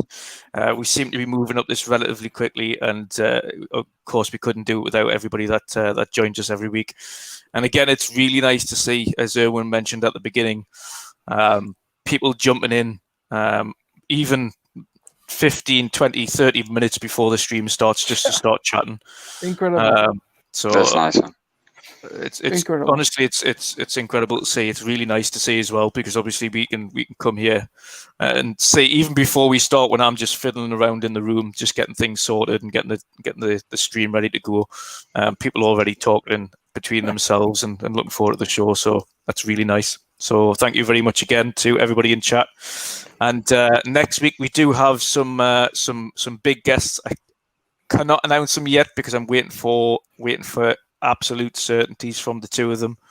But they are from a much larger podcast that you will all normally see stream both yesterday evening. If you know who that is, then you will look forward to it. And they had a special guest yesterday also. They did have a special guest yesterday. Yeah. Had a very good special guest yesterday. Two. They had two. Yes, in the end, they had two. Yeah, But yes, so I hope you look forward to that. Again, it'll be announced. I'm going to confirm with them close at the time. So it'll be on the weekend. I'll get everything confirmed. And then the announcement will officially be on Monday. And then I will let everybody know. But other than that, last but not least, next week we will have, just to cover off, we'll have another giveaway for a copy of Assassin's Creed Odyssey Ultimate to somebody in chat. So good luck to everybody in chat. All you have to do is just be an active participant. Be nice. I'll be in the chat next week, yeah. Yeah, he's going to be in the chat as well. You want to yeah, be an active participant. Take care. I will be. Everyone's seeing the PS5 as well underneath, but I will also in the future do a giveaway for PlayStation 5. There's only one way I can do that. I've found a way to do it, but I will have to know the location of the person before I give the code out because, again, unlike Xbox, where it is unblocked worldwide, PlayStation is not. So I will need to know the location. But other than that, thank you everybody for tuning in, and we shall see you again. Are you just doing high five? I'm gonna rub Shom's head. Good boy.